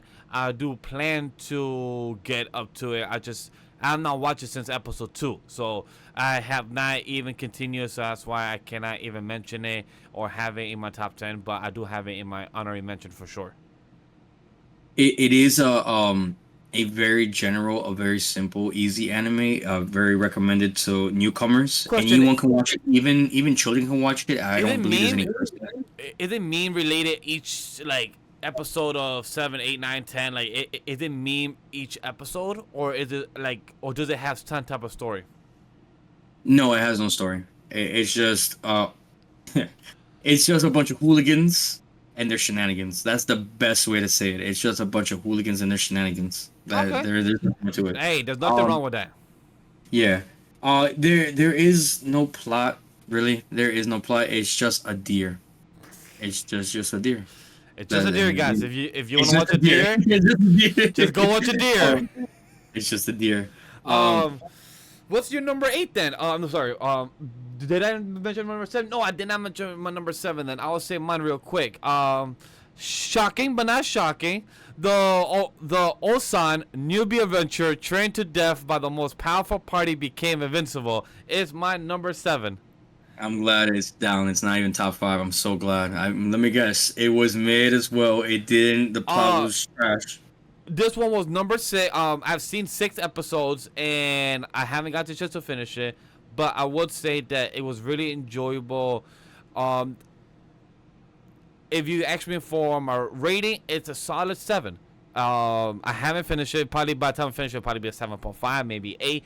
But a solid 7 because imagine you are a person that wants to get in solo leveling. I think it's re-rank or rebirth when you get like a different new ranking. I forgot what it was called. I think it's rebirth. Rebirth, right?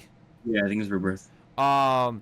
So that's what happened to this character, the Osan newbie. He was meant to be somebody, but then one tragic accident happened out of the blue that he just got rebirthed into a character to become the strongest. And imagine you training with the top motherfuckers in the world of your world. Like you're like everyone's an A class. S class is very rare, but S class is super rare. And imagine you just happen to train with the most super S class, and your training regimen is that you could die because the person that's training you could revive you. So imagine that type of psychosis that I believe in the couple episodes he told us that he died 113 times. Damn.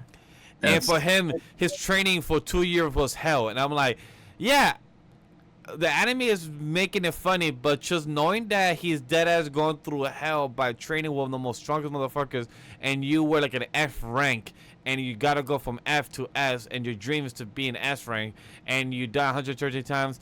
That's fucking hell. That sounds fucking dreading as a motherfucker.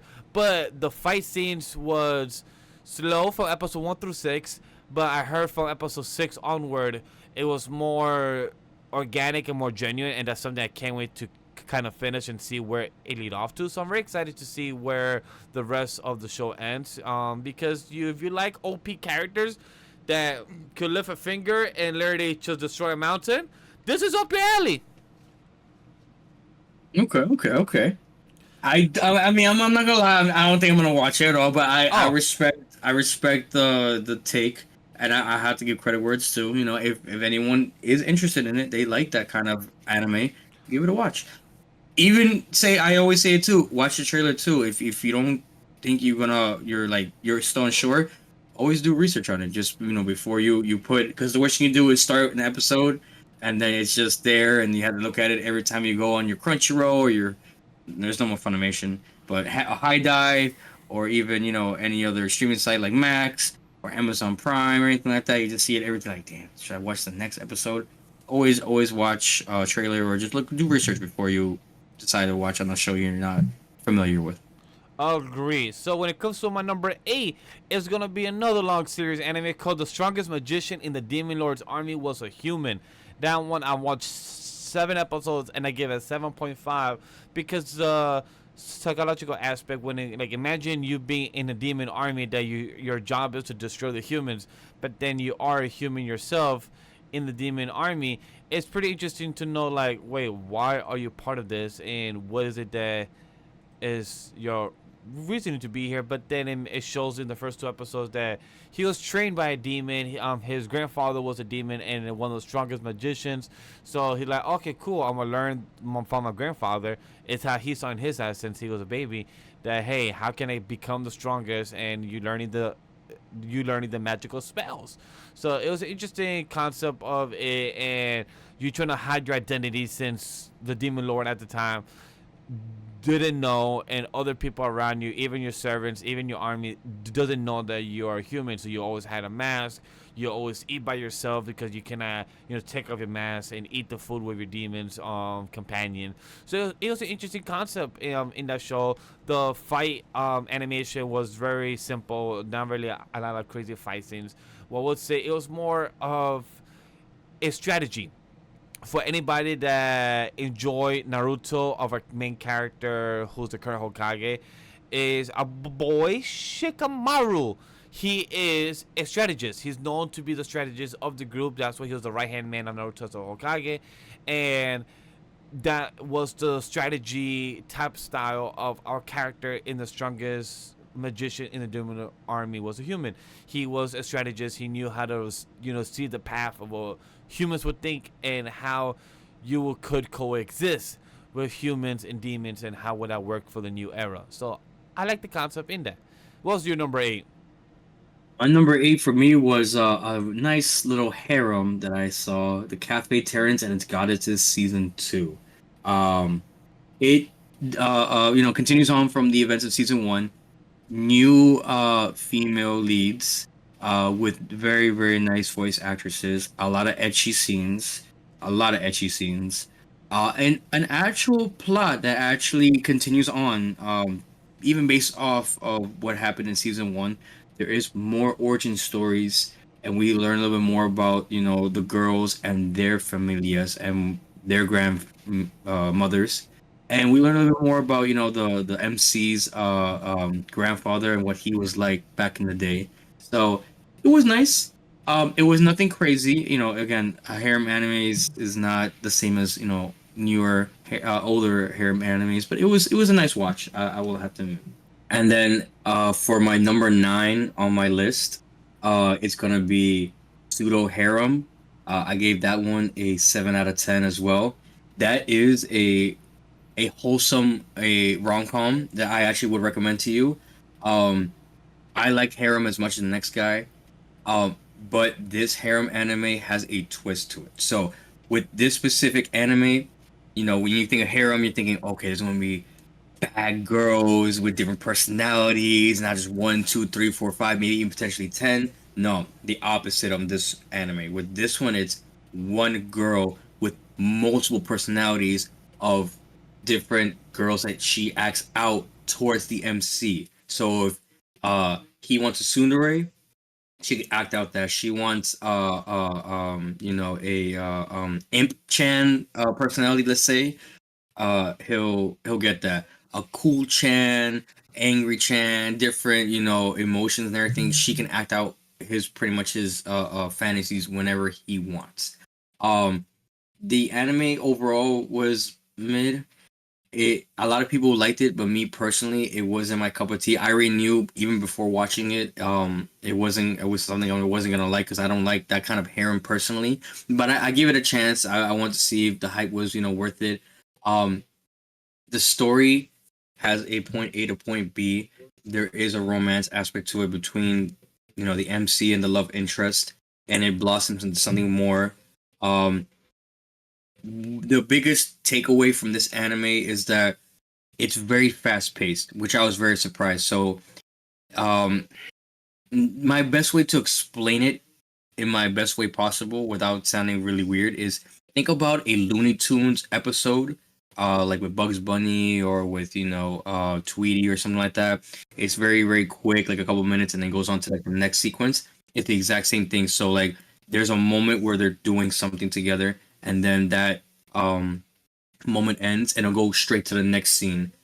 A lot of time has passed. You don't know how much time, but you just know that time has passed. So this show doesn't tell you like how fast their relationship is going through and anything like that. It's just going very quickly at a certain pace during each episode, and you have to like be on top of that. Otherwise, you might get confused on like how much time has passed for them. Like, oh, now they're dating, but since when? I've been only watching it for like the last couple minutes. So that's something that the show doesn't really talk much upon. You just visually see it, and that might not be I wouldn't say cool. That wouldn't be very interesting for a lot of viewers. So that's why I didn't really give it a higher grade. But past that, the romance is nice. It's sweet, but it's nothing I haven't seen before. Um, it had a good ending. Um, it's not something I would rewatch again if something similar came out in the future. But that's why I gave it, its score, and that's why it's on my bottom list on 9. And my final. Wait, right before you give number 10, I want to give a pause. We have an actual number 9 and 9 being the same. Number 9 for me is Pseudo Harem as well. Wow. at Uh, least we'll agree on that. That's crazy. yeah, I'm very happy, glad to hear that we at least have one being the same for number 9. So that's really dope. I agree with you. I haven't got to finish it. I had it on pause, I believe, on episode 4, but the concept I really like with it. Yes, I know I do plan to finish it. That's not gonna stop me, but I do plan to definitely see the ending, and I'm glad to hear that it had a good ending. Like I said earlier, I should put some emphasis. I haven't finished the anime itself. I had pause on episode 4. Do plan to go watch it. Overall, I agree with what you said. I'm very happy to hear that it had a good ending. I definitely want to see the concept continue and see where it goes. I'm glad to hear that it was fast paced, because it did seem fast paced for episode 1 and 2 already. So I kind of saw like the way they were in the classroom already, going from friends to flirting already so fast. And the character, she like, ooh, are you simping for me? I'm like, oh, they already know that they're kind of simping for each other. The classmates already knew the whole theater club. And plus, we haven't had like a theater aspect type of anime club in a while, so it's really nice to see how natural for her to act in these different characters as one person. And it was a good excuse because they're in theater, so for them to improve as that, they was having fun because they was kind of playing role play. If anyone that plays D&D, they was having a little role play, changing characters within the scenario. So it felt fun to see that and watch that on a live screen. Oh, I will ask real quick. How do you feel about the characters? Like, I do know you dabble in the harem, genre where from time to time. I do know that it's something you like from time to time. Do you personally like the show? How like kind of the way their harem aspect is? I love how they was making little notch to the tropes, a little notch to the tropes of the harem, of the tsundere, the other types like of the simping, like all those things that they kept saying. I think episode 2, how they kept going back to the tropes and kind of making fun of it. So I enjoyed it because it's true. Harem style anime has a lot of tropes that a lot of people follow. It's very book by the page, but I cannot add too much from only seeing all 4 episodes. Maybe if I saw 6 or 8, I would have a better opinion. But from what I've seen, the 4 episodes, they play the concept very well. Okay. Okay. I'm so surprised or anything we kept it at number 9. At least we have one. Yeah. I'll take that better than anything. For number 10, I will just say this is why does nobody remember me? It was a better Yeah. and this anime fell off for me sadly, but the full name of the title is called Why Does Nobody Remember Me in This World. The first fucking 3 episodes, the concept was so interesting. It's like you're in a real world of Earth that all the angels, demons, the elves, all the races has already like their world. Like imagine if you're in the 70 Sins world, but the war that used to happen already died off. But then one person just changed one type of ripple effect, and then fuck up the whole timeline in the future. And then now you're the only one that remembers, and then that fucks up your psychosis, the psychological aspect. Like wait a minute, I remember this old world being the same, but all my friends that I used to know don't remember me. So those type of storylines are always interesting, but then it felt too fast paced. Try to get back into reality, and it felt like it was being rushed, where they had to keep us engaged by them kind of killing the final boss of each race within every 2-3 episodes. I'm like, the fuck is going on here? Like, you're supposed to make this look difficult, but he's kind of making it look easy. So it kind of felt like an average type of concept that could have been a lot better, but for off of the pacing and the animation where it could have kept up with the audience. And it like on AniList, the average type of mean score is a 63%, and I think I have it as a solid 6.5. Not saying is below average or is bad, but once cause I fell off from episode 8, so I like 4 more episodes. Once I do finish the last 4, then I will have a better rating to say, okay, it's a solid 7, it's a solid 6.5. But right now, 6.5 from the last 8 episodes I've seen. That story-wise could have been a lot better. I had high expectation from this, from how the first 2 episodes started. Damn. I already knew it was bad. Just not even. I think I seen a bit of the trailer, even the poster, but just hearing your take on it, I'm glad I stayed the hell away from it, because I already knew just from a glance it wasn't gonna be good at all. And what's your number 10? What's your last one of the list of the summer 2024? I already did brought it up when you were talking about it, but my bottom list is Suicide Squad Isekai. Not to say that it was bad. I genuinely liked it. Like I said before, with your take on it, it was good. It had a unique perspective on bringing Task Force X to a harem universe. My biggest thing was Harleen Quinzel, Harley, the voice actress who did an amazing job. She carried the show 110%. Oh, they did, for sure. Past her, I did not like the animation at all. The fight sequences at certain points looked a little off to me. I know it's just because that's based off the way they animated it. Warner Brothers, Japanese studios, excuse me. I know they try to make their take on it, which I thought was cool. You want originality in stories, like I said, and I really feel like they did do that.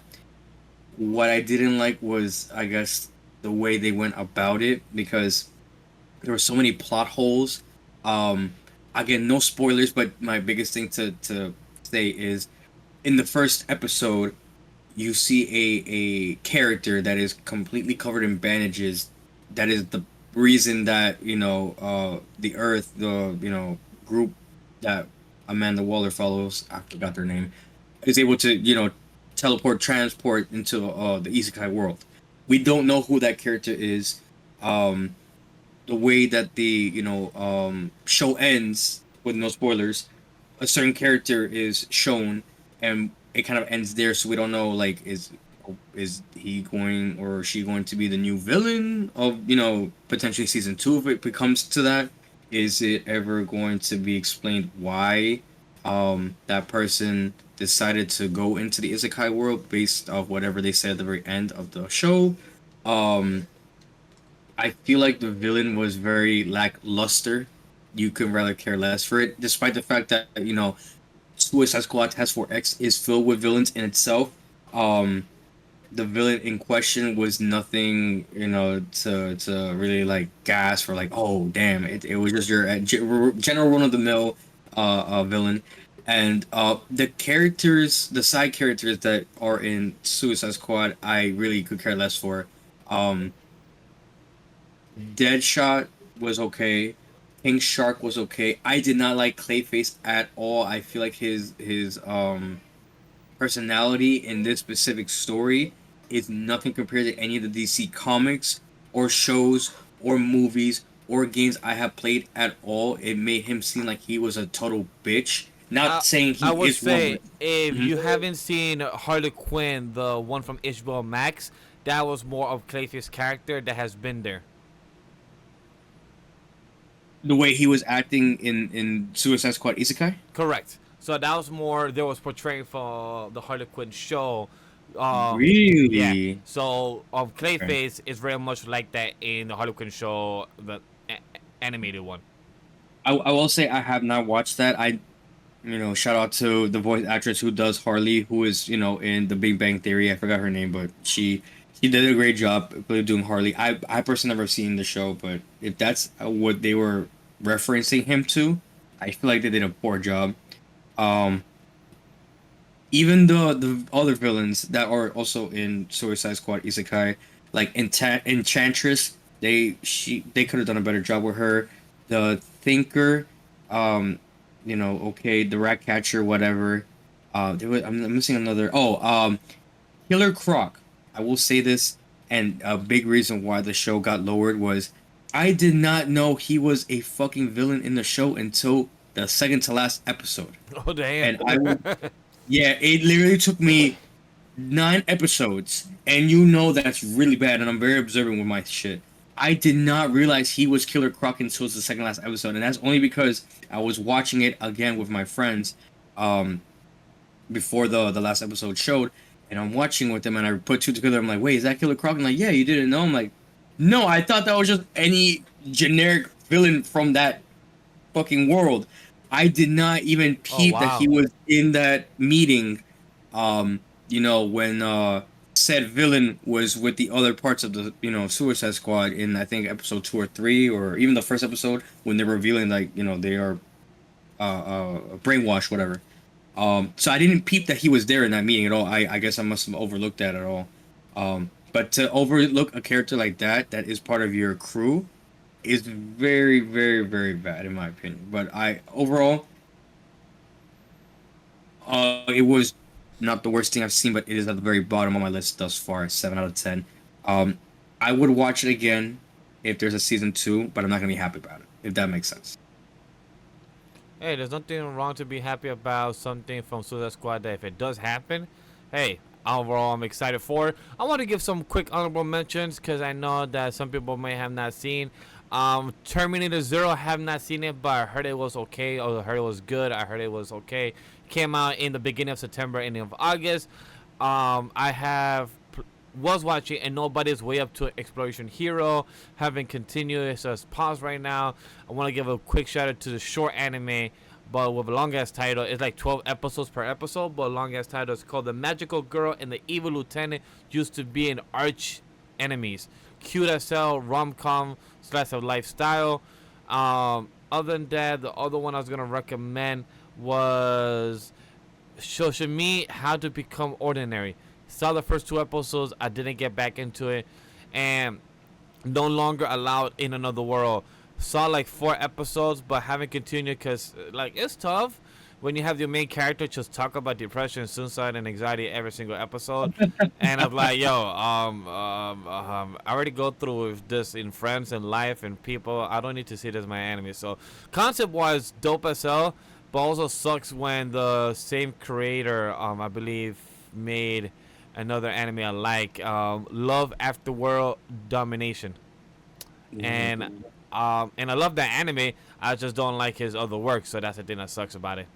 One hundred percent. But those are my honorable mentions. Would you have any honorable mentions that you want to give before we switch out to our top 10 of the fall 2024?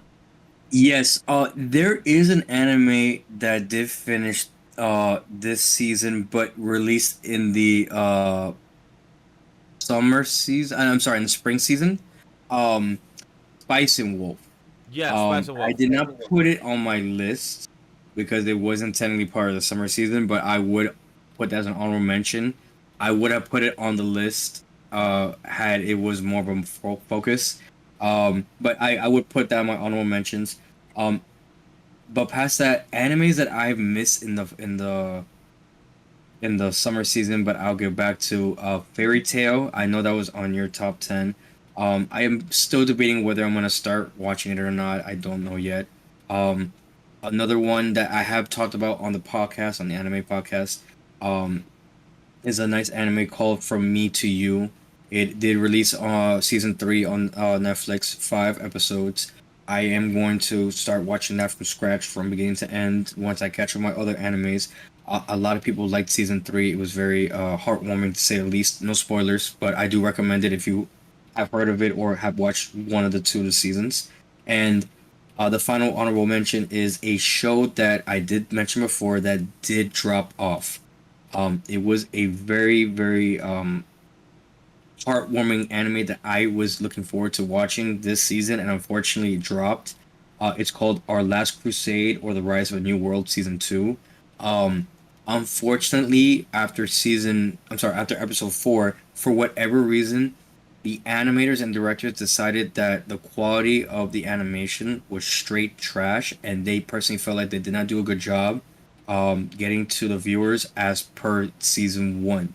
So what they did was they halted all episodes immediately and started the rerun of season 1 up until winter of 2025, where they're going to continue season 2 of the show. They believe that the I didn't quality is know that not was a good. thing, and I love that for them. A lot of studios should fucking do that, knowing that, hey, our product is bad, guys.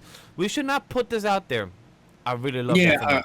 I was very disappointed because I really was looking forward to it. You know, Alice is her voice actress is the girl from is the girl from Rent a Girlfriend. She's the one who does Chizuru. So to know that she is back doing other voice acting gigs, especially for a anime that I also like this one.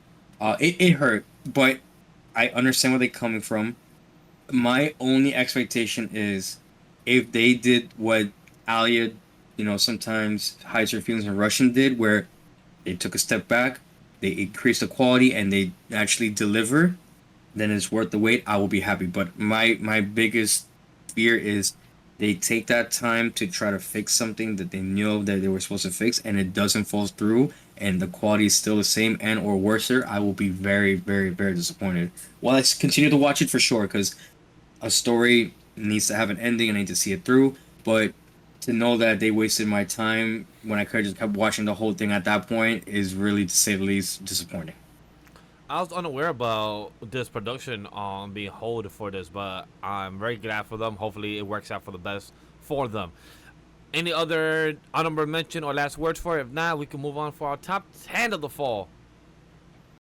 I'm ready for my list. I've been waiting to talk about this for a while. I feel like I went a little bit too much. I'll let you go with the first one if you please. All right, guys. So we have our list for the fall season, and we're gonna do a bit different since this is a pilot episode. This is episode 0. We're not gonna break down each coverage of the fall. That will be episode 1. So our next coverage episode will be our official coverage for our fall. Talking about reviews, talking about spoilers, talking about the segments. Time codes will always be down in the section below on the audio side and the YouTube side. So that's important to be told, because we're here to discuss the top 10 fall 2024 anime that you're looking forward to or have already started watching. Some of these animes have already started with episode 1 or maybe episode 2. By the time of this recording, aka Thursday, we have not seen Dragon Ball Daima, any other animes that have dropped yet. So we will not be able to discuss them or first impressions, but the ones that we are just looking forward to, what we hype for. So I'm gonna go first, but I think we should do a switch. Instead of 1 through 5, let's go 10 to 5. I'm gonna go first. My 10 to 5. Not shocking with what I'm gonna mention is where's the long series name? Anime number 10. The healer who has been banished from his party, in fact, is the strongest. That's number 10. Number 9. Demon Lord 2099. Why? because I have no fucking reason other than it has the number 2099 and it's a Demon Lord anime. That's all. I have not seen the trailer, have not read the description. Like, if I go right now, see the oh, look at this, perfect. The description says a cyberpunk metropolis Shinjuku, a massive city state bed deck with a neon signs, towering skyscrapers, and the latest cutting edge of technology. Reminds me of Cyberpunk 2077, I believe. Yeah, yeah. Oh, damn! I actually got the year right. Shit, I was going off the head. I'm like, damn! I hope I get his number right. For anybody that knows Vash, I'm a big fan of Spider-Man.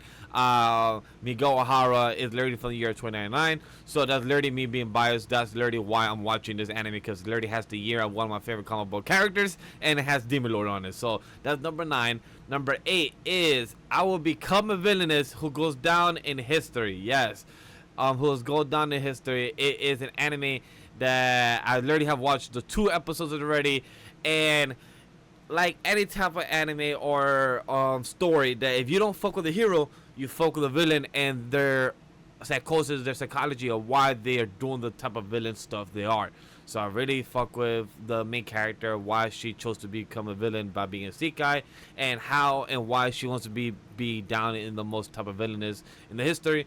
And the first 2 episodes are fucking cute and adorable, wholesome, where the king asks her a question of what you think about my own kingdom. She literally said, this is trash, this is trash, this is mid, that's mid, and fuck the nobles. I was like, damn, girl's doing it right. She knows how to be a villain down the history.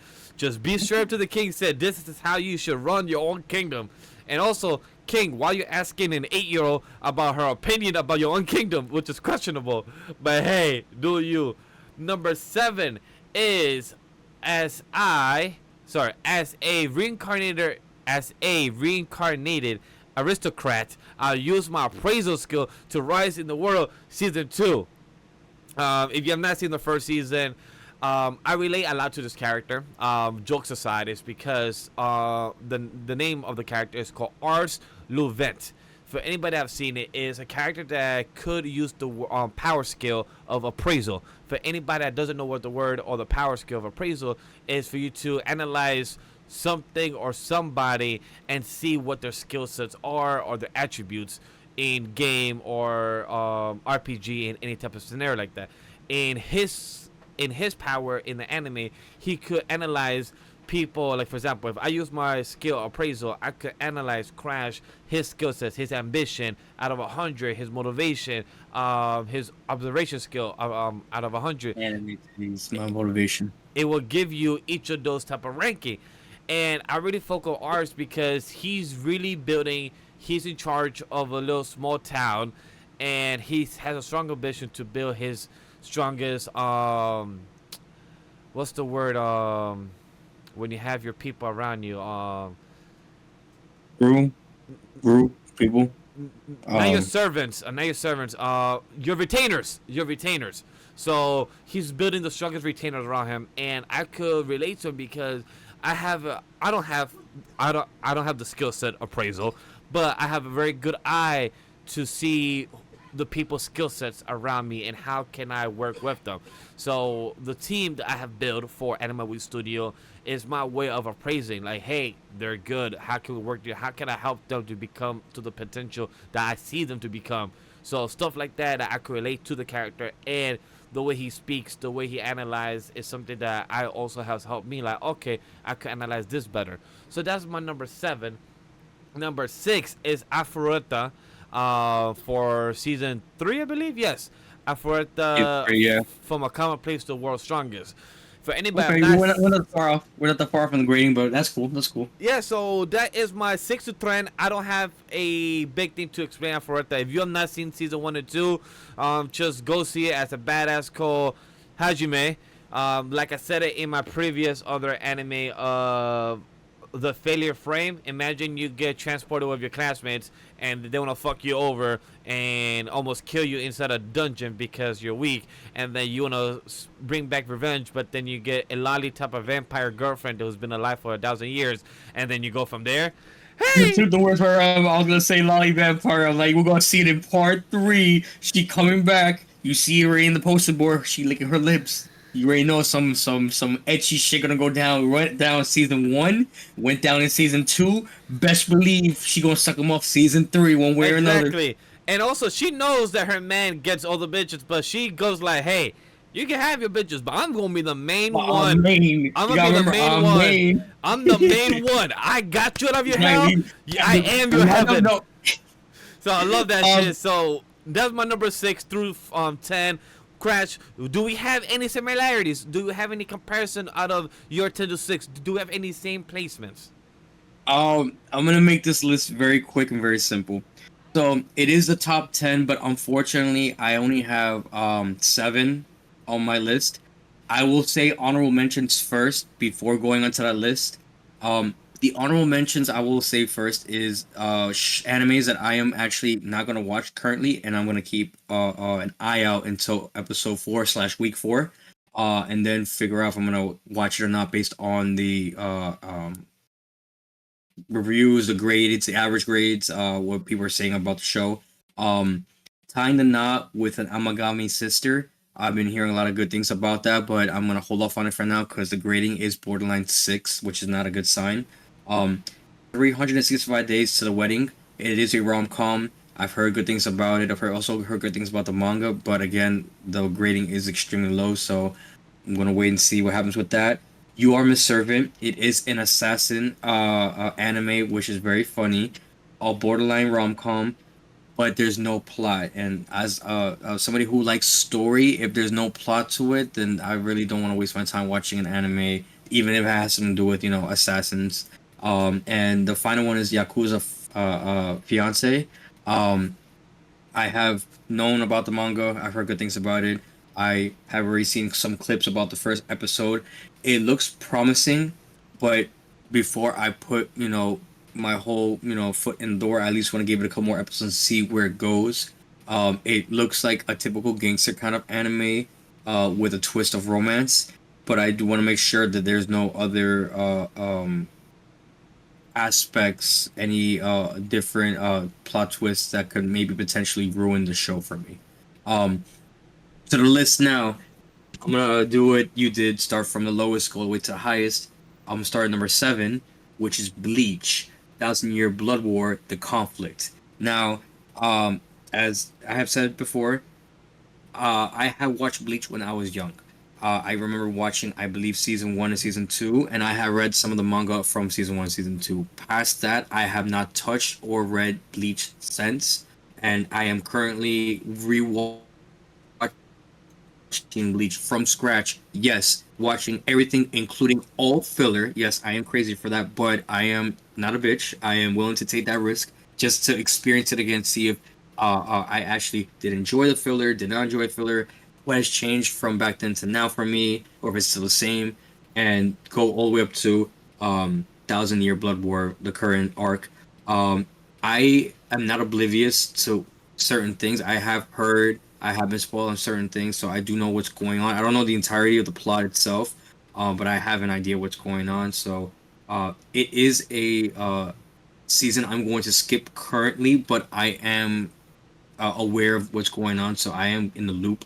But best believe when I do catch up with my other animes, I'm gonna finish Bleach and definitely catch up to the season 3, The Conflict. Um, that's number 7. Number 6 is gonna be ReZero, Starting Life in Another World season 3.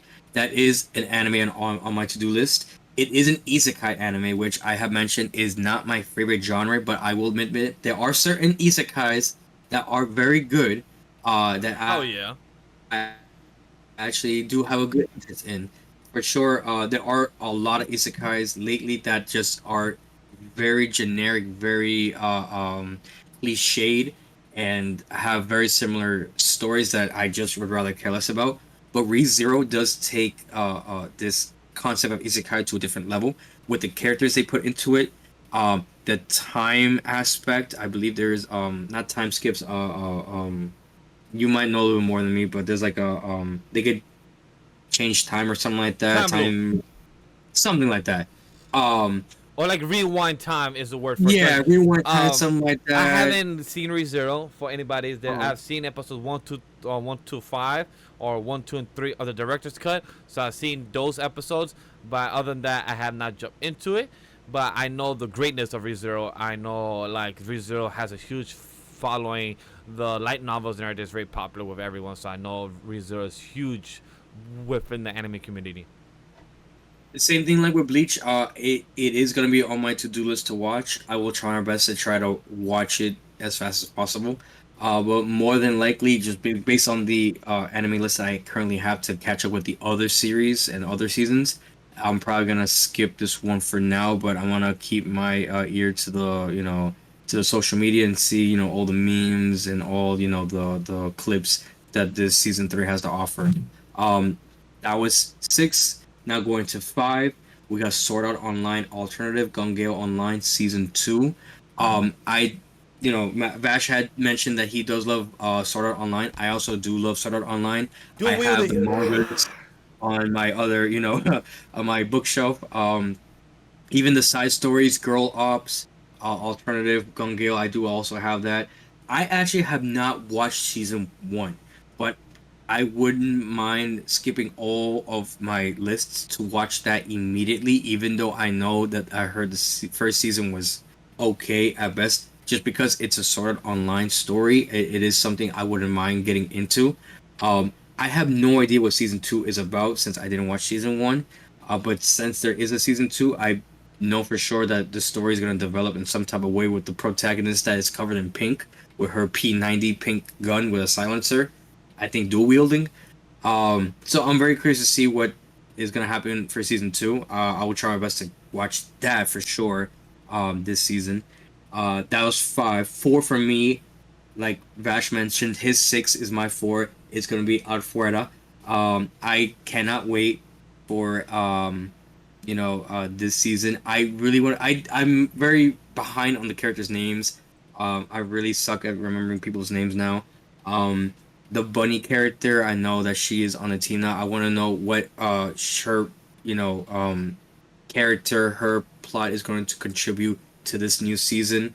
Because I know she's pretty much like a joke trope in this harem in this story of his. So I'm curious to know what she's going to bring to the table for season 3. And Wait, I haven't had to say when we were talking about it, but the childhood friend, the classmate, that she got a new body in season 2. Spoilers, no spoilers at this point. If you didn't know, now you know. But she did get a new body, so she looks OP. But I'm very curious to see now that she knows that she is part of the harem, but she's not mean. How she's gonna try to work her way to get to be mean? Because I know the vampire Lolly's not gonna let her get her chance to be mean. hell yeah, she like, nah, Uh, bitch, this seat is taken. This shit is not a switch seats around. You can't play the song and then we switch who's main. No, this is my seat. So I really love that. Can't wait to see how that develops. Right before we jump into 1, 2, and 3 for you, I'm gonna give my quick mhm. five. Is for Oh, anybody that doesn't know, it is Serie Jinsoki, or other version is called Spirit Chronicles Season 2. I really like the story of that one. For anybody that has not seen it, Spirit Chronicles came out in 2021. I actually saw season 1 in this year, April.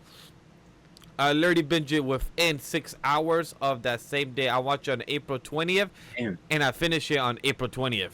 I literally binge watched it within 6 hours of that day. It was so cute, rom com type of slice of life type of shonen style. Or the genre is action, drama, and fantasy and romance. So it was really cute. Can't wait for season 2 to continue off. And then, like Crash said, for his number 5, this is my number 4. It is Sword Online Gun Gear Online Alternative. So I don't need to add too much because season 1, 2, and 3, all season 3 reactions of myself is online. So if you want to see my season 3 reaction of Sao, go watch the greatness of Kirito, the OG of the Black Swordsman. Fuck Berserk, Black Swordsman is Is my this season 3 when he used the lightsabers in Gun Gale? Yes. Well, yes. Season 2. You know, I think it was season 1. I think it was the last 4 episodes. Oh, season one, part two was the elf Oh yeah. So arc. yeah. So then it was season 2, part 1. Yeah. So it was season 2, part 1. We did the lightsabers. He said, "Oh, I can't use guns. Can I use lightsabers?" I'm like, "But Yeah, you guys are like, what? since when did it become Why? Star Wars?" I'm like, "Okay." Yeah, like I didn't know Darth Vader was in this. What the fuck? It felt like Darth Vader, like my dude literally just having this fucking sword. Like, how you gonna curve like a wanted ass bullet by using your lightsaber? You, zoom. I'm like, bitch, how? But gonna get online. I have not finished season 1. From what I saw, season 1, I paused it on episode 7. Why? I don't know. It doesn't have the date I started, so I don't know. I might just rewatch season 1. If anything, me and Crash could review season 1 of Gonna Get Online as a part 2 whenever we do our review of that week, and then we could just review part 1 of Gonna Get Online season 1, and then probably catch up to season 2 by the time how many episodes has been out. So that'll probably be a little fun discussion as an idea. And then my number 3, Dragon Ball Daima. Oh wow! I didn't even put that as my honorable mentions. I You know what? I know Shame you on didn't. me. You know what? Shame Which I'm on me. shocked. I'm like, I say it like technically there should be 8, but he don't got Dragon Ball Daima. He's gonna be thrown off once I You mention know it. what it is? I will admit before you say your thing, I will admit I'm going to watch Daima, but not right now. I'm gonna binge all of it because I am a huge Dragon Ball fan.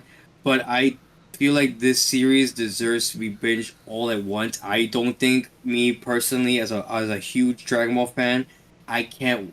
I think this will be the only time where I can say I don't think I can wait weekly for this specific show. I think I just go crazy just to know what's gonna happen next. I think I'm gonna just even knowing the memes or certain spoilers online, I wouldn't mind just to watch it all. Like for me personally, right then and there, I think would be fine. Understandable. Dragon Ball Daima is something I'm very excited for because it's taking a lot of story from Dragon Ball GT and improving on the concept of it. I'm a big Dragon Ball GT fan. If you have heard the anime podcast, Same. I'm a Dragon Ball GT Super Saiyan 4. This man going from the big 8, from having the tail, the Saiyans going back to the original story, the lore of the Saiyan, the tail. I love that concept. And then now in Dragon Ball Super, they don't got the tail no more, but now we're going back to the rod, like going back to the Son Goku aspect of the Monkey King, of the lore in the aspect to now to what the original story was. We're seeing also, I think we're seeing Nimbus too, which is fucking awesome. Like, Yeah. we're gonna see fucking Nimbus. We haven't seen that since the original Dragon Ball back in the 90s. So that's amazing. Yeah. Like, Dragon Ball Daima, it comes out on Friday, October 11th. So I'm overall excited for it. I What's your can't number wait to 3? watch it. It is a anime you might not be familiar with. I I have am seen not. the first season. I can't wait for it. My number 3 is MF Ghost season 2. So I am not usually a racing fan. For people who may or may not have known this anime, it's a very iconic one. Initial D. You have your racing anime with your beats playing in the background. This is the continuation of that story. With Kendo. I believe it's his name. I hope I didn't butcher it. Season 1 slapped so hard, and I never watched racing animes ever. Is his It's name not is his name Kanata? Kanata. Thank you. I know something with a K. I'm butchering everyone's names today. I know people are gonna kill me in the comments. Like, he don't know about anime. He don't remember the names. I watch a lot. It's sometimes I don't really care about the names unless like I really like the character. But yeah. So season 1, to make it very quick, he is coming from Europe to compete in a tournament. But the main reason why he comes from Europe to Japan is because he's looking for his father. He's looking through all the places that his parents may or may not have met. He is staying at a relative's place. Not really, it's friends of the family's place. Friends of the family's place has a girl. Girl falls in love with him immediately. She becomes a love interest. And then from there, all you see is straight racing with the craziest drift you could imagine. With the newest cars, the very well known cars, Ferrari, Porsche, Lamborghini was even one, Toyota. So Um, is this a sequel to Initial D? it is, Oh, because the main character of Initial D, no spoilers, but he is mentioned in it, and that's as far as I can say. yeah, because I believe he's gonna be in season 2. from one seeing on AniList, it's the first initial D first stage premiere in 1998. So it's crazy how Yeah, they have all the way from all the way from the sequels to the final stage to now to this new series of MF Ghost, which is pretty interesting. I love cars anime. I'm a big fan of Speed Racer. I wish Speed Racer comes back to some shape and form, but who knows when the fuck that happens. So I was not aware about this. Now I know that to maybe make some time in the future to watch Initial D and then maybe one day MF Ghost.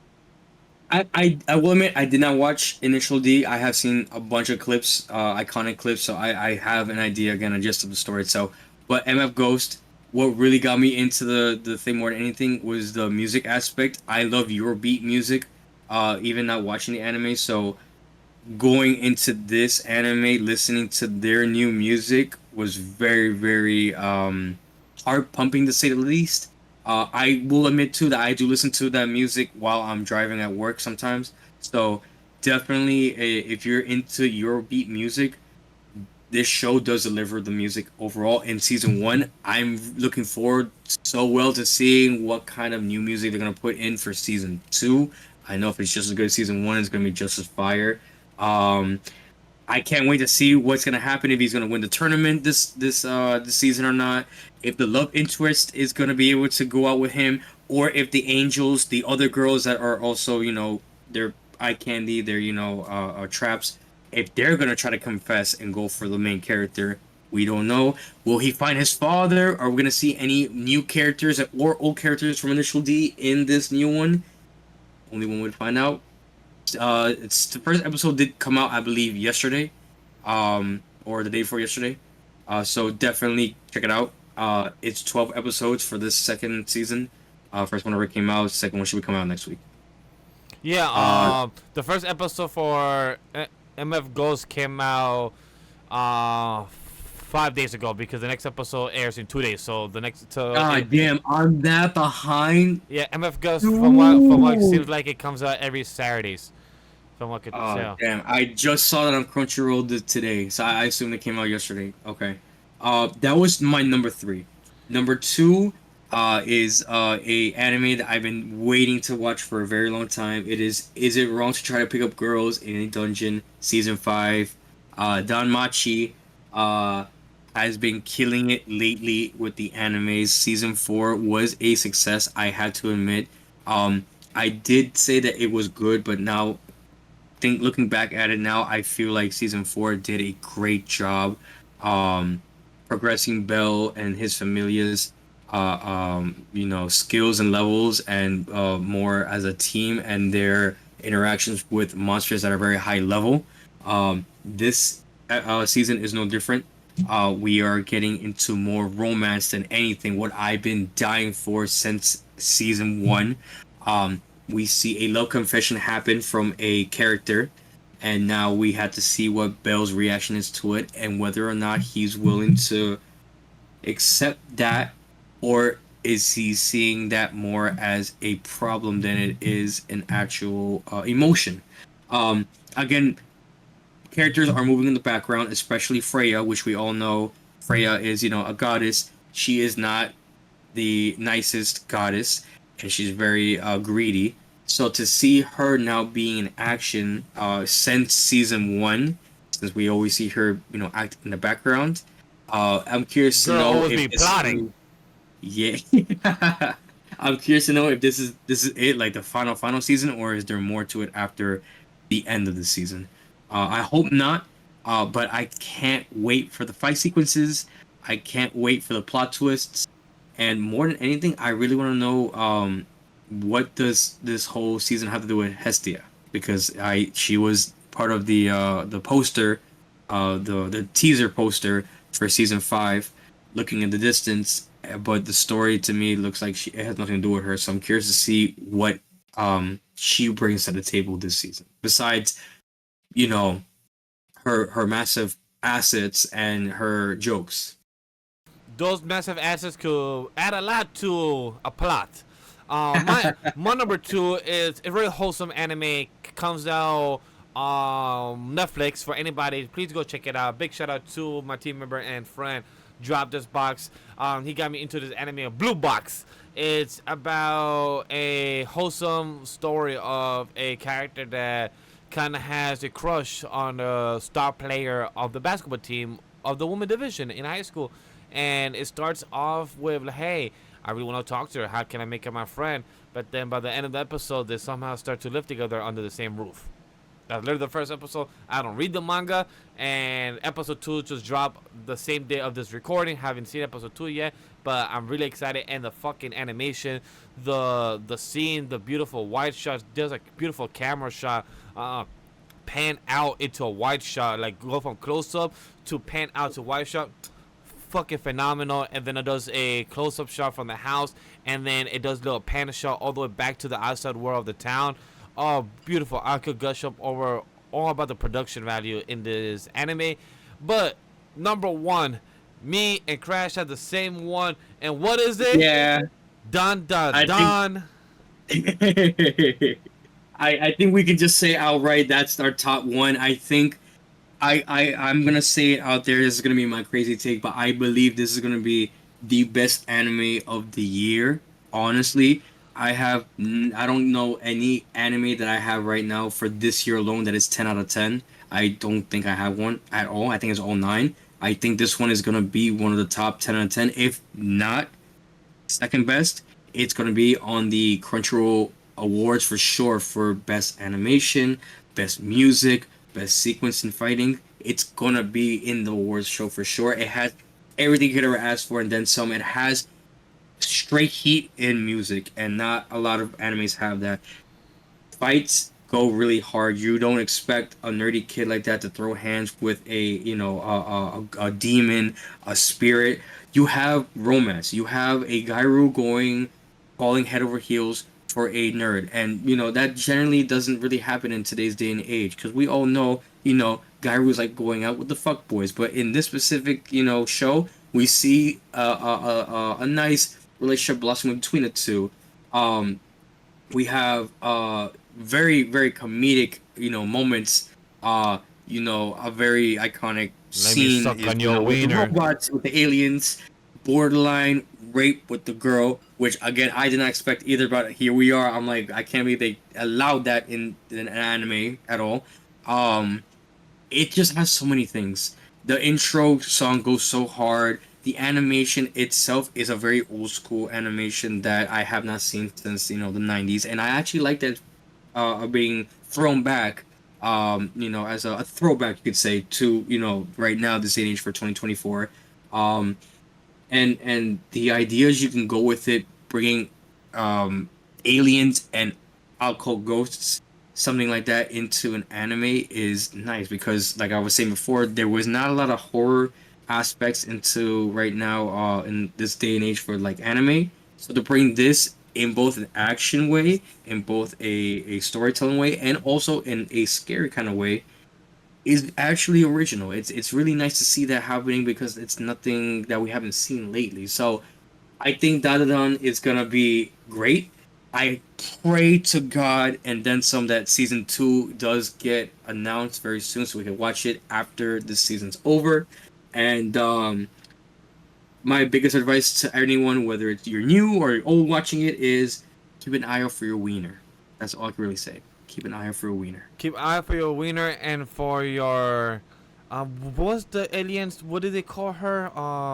Your banana. Your banana. Be careful your banana. Your banana is very important, and it could be gone in a flash. But I agree with what Crash said. DanDaDan, me and him watch episode 1, 2, and 3 in September. We enjoyed the hell out of it. The rom-com was amazing. The story, the action, this man could give hands.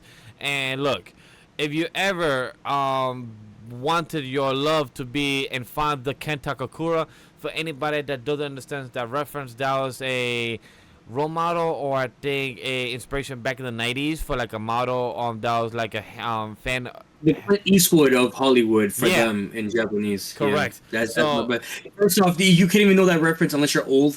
So like us, like we're really old, so we kind of understand that. But for anybody younger than that, you would not understand the reference at all. That, or if you haven't done the research to get where these type of things come from, Turbo Baba, the Turbo Granny is actually the voice actress in the sub of Luffy. So that's fucking hilarious to know that. Yeah, Also, I forgot there's another voice actor that who does Zoro. But I Zoro. don't. I didn't play the alien. Yeah, I thought it was the alien. I just forgot who it was, but it might be the alien, which is ironically hilarious as well for anybody that like. Just please watch. If you watch One Piece and then watch this show, you will find the humor of it.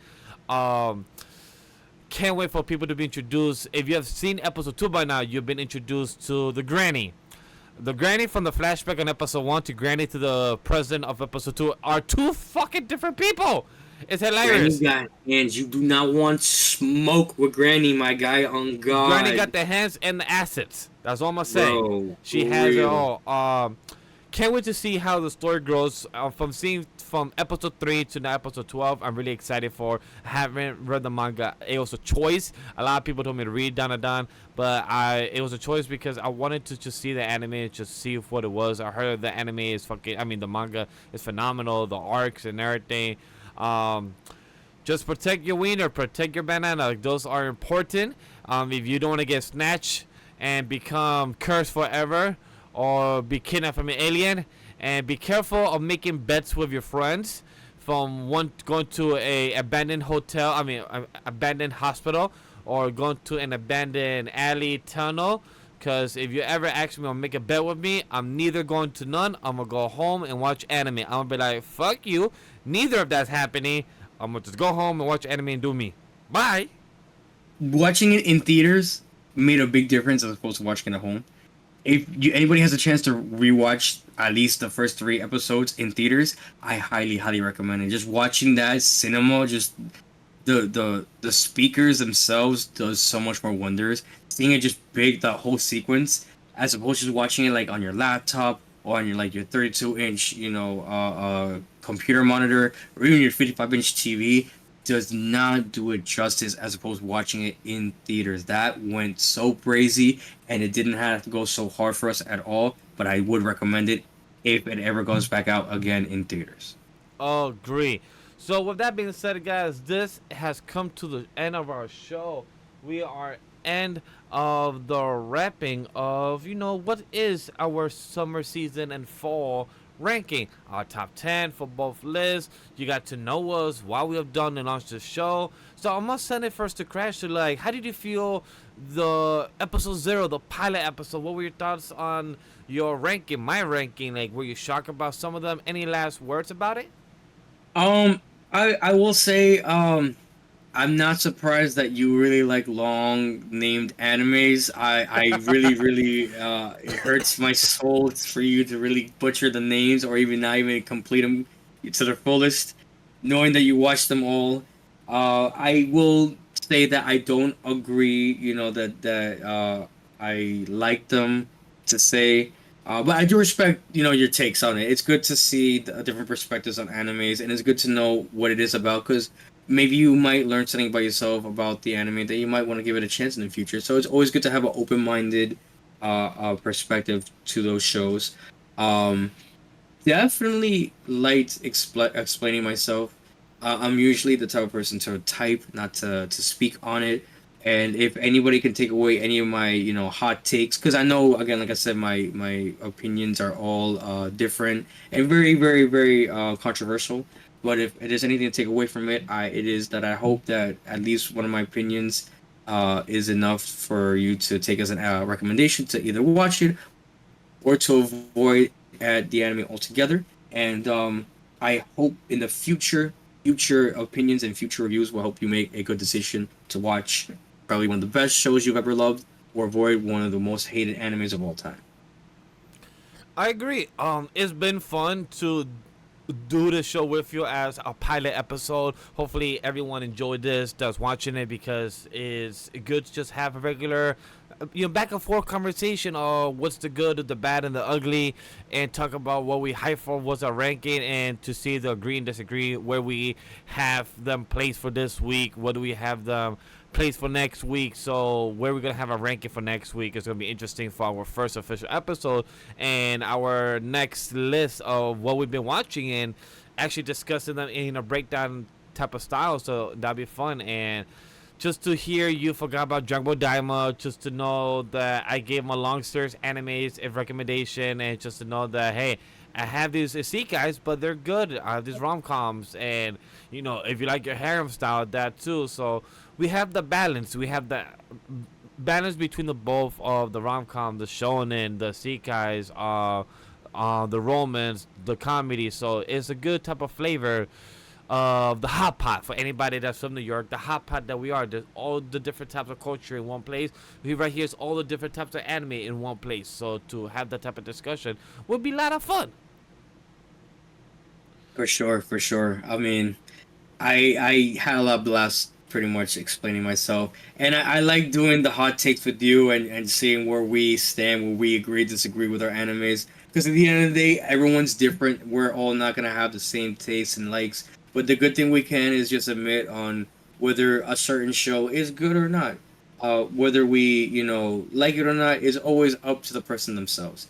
But the least we could do for our viewers, for the people who actually read the reviews, or just overall want to understand more about anime, if we can just take away one thing, is that anime is a general experience for everyone, and it's to be loved. It's not to be to disrespect, to hate, or to use against somebody. So just remember that if you don't like something, or you don't think anything is okay, that's fine, and that's your own opinion to make. But as long as you don't force it upon anybody, or use that to anybody's advantage, it's always good to know that it's not fair to not make anybody think less of themselves because one thing is better than the other. We all live in the same universe, same world. It's better to just keep that to yourself, or just pretty much ignore it. Agree.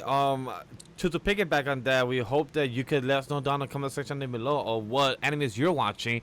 To maybe let us know your list. What's your top 10 list? What's your top 10 of the summer, of the fall? What are you looking forward to? What are you excited for? If you have any type of different list from us, let us know why the fuck we wrong. Why is Crash list mid? Why is his rating crazy as enough as it is? If not, let us know down in the comment section. And if you enjoyed episode 0 of our new show Off Da Binge, because we'll be discussing about the series that we are not binging and have a conversation for on a weekly basis, here is the show for that. And we appreciate you guys for checking out for the next episode 1 that's coming out next week. Enjoy it. The fall season anime discussion on a weekly basis. Anime is here for you to watch and here for you to stay. Appreciate for you guys checking us out on every show, on every platform, on the audio feed as well. Give us a rating, give us a like, and follow us everyone on social media of AniMa W3 Studio and the hashtag of Off Da Binge. Other than that, we see you in the next one. Right here is Legendary Vash. Hispanic Assassin signing off. Thank you guys.